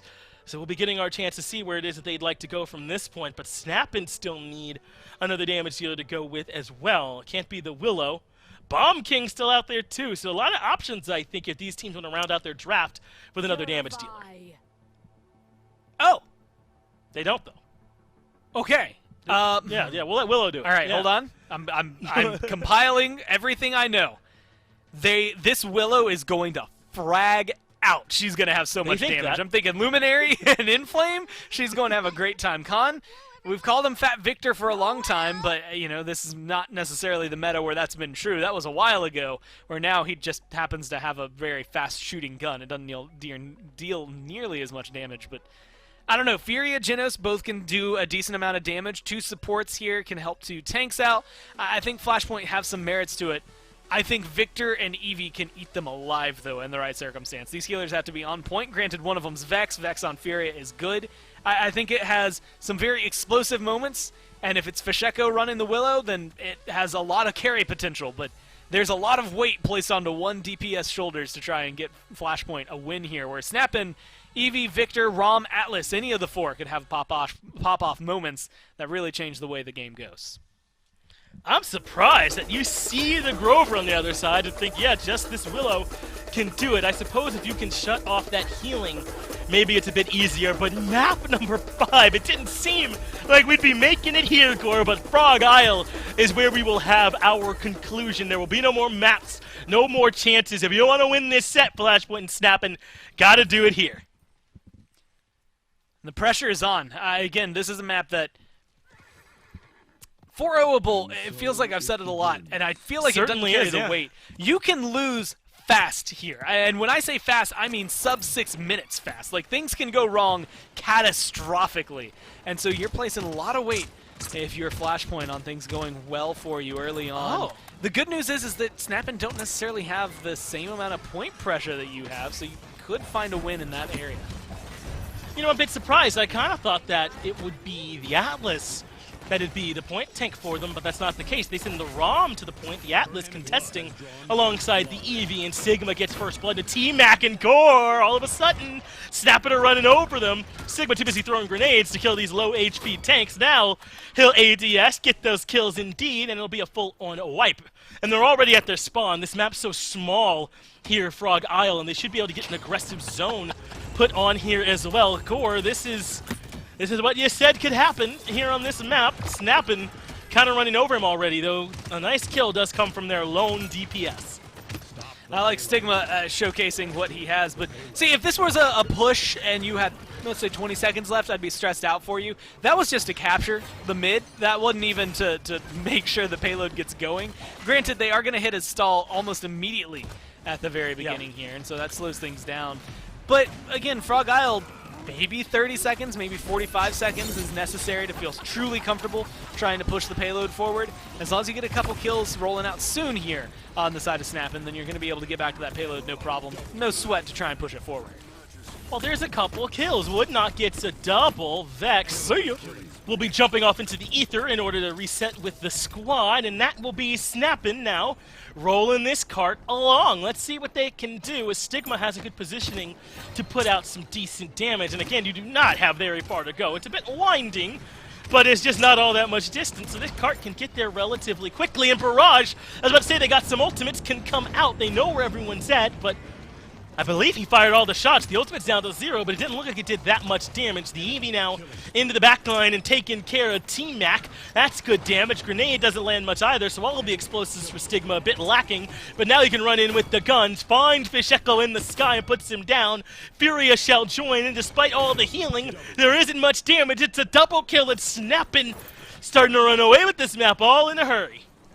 And I mean, look at this. Stigma, he's out here playing a different style of shooter. He's just running around looking for people to kill. He is not playing himself in Paladins right now. He is just looking for more kills to stack up that KDA. Wow. And honestly, There's no reason not to. Look at that aggression, Finch. I mean, you get all those kills early on. It leads to a lot of pressure. You didn't have to use virtually any ults to make a big conversion. I guess you are missing your whirlwind. Oh, you're missing quite a few over there, actually, if you're snapping. Although some of them, based on the percentage, were used a couple seconds ago, maybe to win that first engagement. Either way, 4-0 and 8 there for Penguin, 4-1 and 5 for Stigma. Kind of surprised to see him be as low as he is. Soon enough, should have a regenerated barrage that comes through. You've got 5 ults on the side of Flashpoint you have to burn and wait for if you're snapping. With comeback mechanic, I give round advantage to Flashpoint, especially if Fish Echo has one of the best Fae Flights. But again, Fae Flight into something like a Victor can be a death sentence. You're going to need that damage and kind of speed from Vex and that Inflame to make sure it works out well. Incarnate again, back onto the point. This is his role. Being contested already, though, by this Terminus coming out, but he's done with it. They give up on the point and go to dive instead. I like it as Vex goes down, but they lose Stigma, and that's so much of their damage for SnapAnd that is going the other direction. T-Mac makes it away from the wrath of this ROM as no one contesting points at this point. And T-Mac, he ran all that way just to come right back to him. He ends up falling. Penguin gets the kill as well, and now we can start capping at SnapAnd in control. What happened there, Gore? There was just nowhere to go. I mean, you were pincered, right? Reincarnated is untouched in the backline. No one on your DPS has been able to look at him, and unfortunately, they're all dead, and so they weren't able to find anything. Another good shot there as well to get rid of Fish Echo, which I think is, you know, case in point. If Fish Echo's gone, who's gonna do the damage for you? I mean, where's it gonna come from? Who's gonna kill Reincarnated? The answer I have, at least is coming up, is a big fat no one on their side. Maybe Khan if he uses his ult. Unfortunately for Flashpoint, that one just falls apart virtually there at the beginning. Gore, you said during the picks and bans, maybe we forget about the way Flashpoint started this set, but I don't need that advice from you. Flashpoint are making me forget on their own with the way this map is going. I'm thinking purely about SnapAnd right now as the barrage comes through again. We get it the other way, POV when they have barrage, and it's certainly scary. It doesn't do a whole lot as Jay Lin is the furthest member forward here for Flashpoint. SnapAnd considering a regroup, giving up a little bit of ground as the push comes through from Dosips. I don't think he wants to be out here alone for very long. The damage from SnapAnd legit, but not if Stigma goes down. A good bit of defense there from Flashpoint as they find an opening pick. I have to watch Jalen's sanity. How this ult gets used and or if it gets used is a very big key here. Trying to find a kill. It's a guarantee at any point in this map. There's a giant, I don't know if you know this, there's a giant cliff here on Frog Isle where if you throw someone down, they're going to die, much like that. So Jalen's sanity is going to be able to confirm at least one there. But he uses it pretty early, a minute and 20 seconds, Finch. I mean, that at best is only going to buy you time, not buy you a win. Managed grab off. They end up getting the kill anyway, and SnapAnd. Now, it would behoove them to regroup up as a squad, especially to not lose Woodknock here, and Dosips clearly wants to do that. They force him off the edge, or certainly would have if he had lived, and that is a pretty important pick. So Flashpoint showing much better signs of life here on this defense score. I think they're showing this comp can work. It's just that they struggled here with it so far. They finally hit that ultimate and throw Reincarnated off the edge. Willow's getting some value too. Some of these pieces we knew could work are finally starting to hit that rhythm. Again, buying time though, whether or not it buys him a win, I think is yet to be seen. A good exile comes out. That should lead to a kill onto the Terminus. I mean, he's going to get aggressive, but it's going to cost him a lot to do so. They stop the DPS on him. Stigma ends up eating too much in the backline, and now he's gone. He could certainly reanimate here. He will. So that means that this Terminus is right back into the action. Penguin and Woodknock grabbing kills here, though. But again, the checkerboarding going to favor the defense. So Flashpoint looking better and better on the defense here, Gore. But Penguin goes to the backline looking for this Furia, buys some time, and Penguin gets rid of Vex, maybe gets rid of both of these supports with a little bit of help from Reincarnated. That's 4 down for Flashpoint. A chance for SnapAnd to maybe put this one to bed. The only member still up is all the way into spawn. The cart gets closer and closer. This will have to happen in OT. It's overtime as SnapAnd getting paid a little bit extra, putting in 42 hours this week. But will it be enough? Into the backline again from Penguin, but Vex has the answer this time with the Inflame burning. Able to put the Void Grip onto one as well as Stigma drops and Flashpoint find the defense. Fish Echo goes big, but has to use Inflame there at the end. Reanimate was used. Fade Flight was used. All of the good ults outside of the one that is in your hands is Jalen Sanity. A one guaranteed kill as long as you hit it at the very beginning of the round solidified for you. So you prolong the inevitable. And like you said, you showcase that this comp can, in fact, work, albeit very inconsistently, I think is the best way to describe it. That's fair to say. I think, I don't know, it's very hit or miss. No Barrage, no Exiles, no Ice Storm coming down from Woodknock. You've got Reincarnated with a nice wide shield-destroying ult, as well as a big, fat stun that comes alongside that. And Bones still having that whirlwind. Gives me hope, I think, if I'm a SnapAnd fan. There's always that little window there. Jalen Sanity, get the right target. In my mind, it's Reincarnated here with that overpower. Throw them off the map. Could make a big difference. Reincarnated has the Cataclysm, though, so that could spell trouble. But Stigma gets the kill on the Jalen without it. They keep that huge ROM ultimate in the back pocket. Now Stig can get aggressive. The double support backline is about to become the double support back to the baseline. They take a seat and back to the point. We'll see if SnapAnd can find a couple more kills. Dosips can't stay standing on his own. And that is enough for SnapAnd to now have control. They did already use the Cataclysm, though. No ultimates left here for SnapAnd, but Gore, I don't even know if they're going to need them. I mean, you had to look at it because the one that mattered most there for Flashpoint that was available got eaten up by that death. Penguin's getting a kill in the backline. You're getting aggressive. Reincarnated stays alive. This is looking good for SnapAnd. Barrage comes out as well. It's a double kill, and SnapAnd from the brink. Down 0-2, a couple 4-3s they had to contend with, make their way back in. Gore, this is such an impressive win here for SnapAnd. Maybe you should say they should never been pushed to the brink anyway, but still, I think bouncing back from it, you got to give them props. Actually, I almost think the opposite. I don't think they should have gotten the win. I think a lot of what we just saw was Flashpoint. I think they lost all three of those last games in picks and bans. I think a lot of it comes down to SnapAnd recognizing what's available, picking what fits best for them. Penguin has an insane last three games. I think Stigma had as well when that Torvald was there, but Penguin going 13-3 and 14 here on the EV solidifies the hat trick. 3 games in a row of just stellar performance. Reincarnated goes 11-2 and 7. This map, I think, fell very hard out of Flashpoint's favor early on. But even maps 3 and 4, I mean, you shouldn't have been letting the Torvald through, at least in map 4. I could excuse map 3 as a mistake. It's SnapAnd's map pick. They get their good draft. Okay, we push them to 4-3. Even though they get that good of a draft, that's fine. You should not have had that same performance, I think, on Jag Falls, and it definitely shouldn't have happened here. Unfortunately, I think SnapAnd, they play it incredibly well, but they played well all 4. Or I should say all 5 of the games that we got to see. All of the ones that went 7 plus these last 2. Flashpoint really just stopped showing up towards the latter half. Yeah, only SnapAnd won a set handily or a map handily here. That never happened for Flashpoint. They were all 4-3 and very, very close. But Gore, we have to look at these damage numbers here again. I mean, we were worried that this Flashpoint draft couldn't do enough. It was 71k from Fish Echo, which is topped by both Stigma and Reincarnated, and the next highest is 43 from Jalen. As you said, the Khan did some damage, but that same amount of damage was outputted even more by Bones on the Grover. It just wasn't enough. Yeah, I think there are small windows where Flashpoint's draft does really well, and I think there were a lot of windows there where, honestly, they probably should have been able to pull further ahead. But I think they kind of shifted things up. I mean, Willow being your only DPS, your only big source of damage when just Victor's on the other side, I think is going to feel bad for you. But overall, SnapAnd, again, they play the draft well, they play the map well, and even though it takes them a little while to get there, Finch, they get themselves a win. And they're keeping up with teams like Sanguine and Yeezy PogChamp. I mean, honestly, right now, you are still trying to fight for that spot up next to Pickled Pepper. But taking, essentially what could end up being a tie for second or maybe even fully second place, depending on how the rest of the sets go for the rest of the week, that's a good fight for SnapAnd.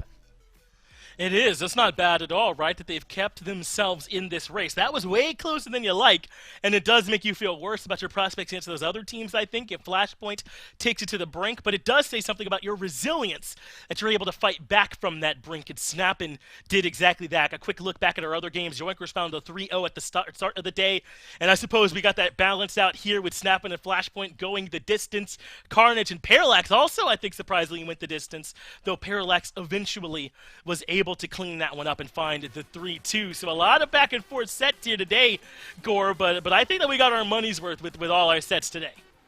Yeah, definitely went the distance. I mean, what, 2 of them going 5 games? Europe was maybe the only one, like you had mentioned and like we saw earlier, that did go as fast as it did, and it just makes me more excited. I think the contestation is a word I'm going to go ahead and coin right now. The contest between these 2 teams and the fights between them has been very great, but overall, I'm excited to see what they have going into the future. The last few weeks coming up, a lot of these last matchups, your last chance to maybe try and showcase that you can beat a team as we start approaching where Worlds will be and when these teams are really going to be fighting for a true crown at that point. So there's a lot of pressure, I think, in these last few weeks to make that leap forward and be that best team that you can be.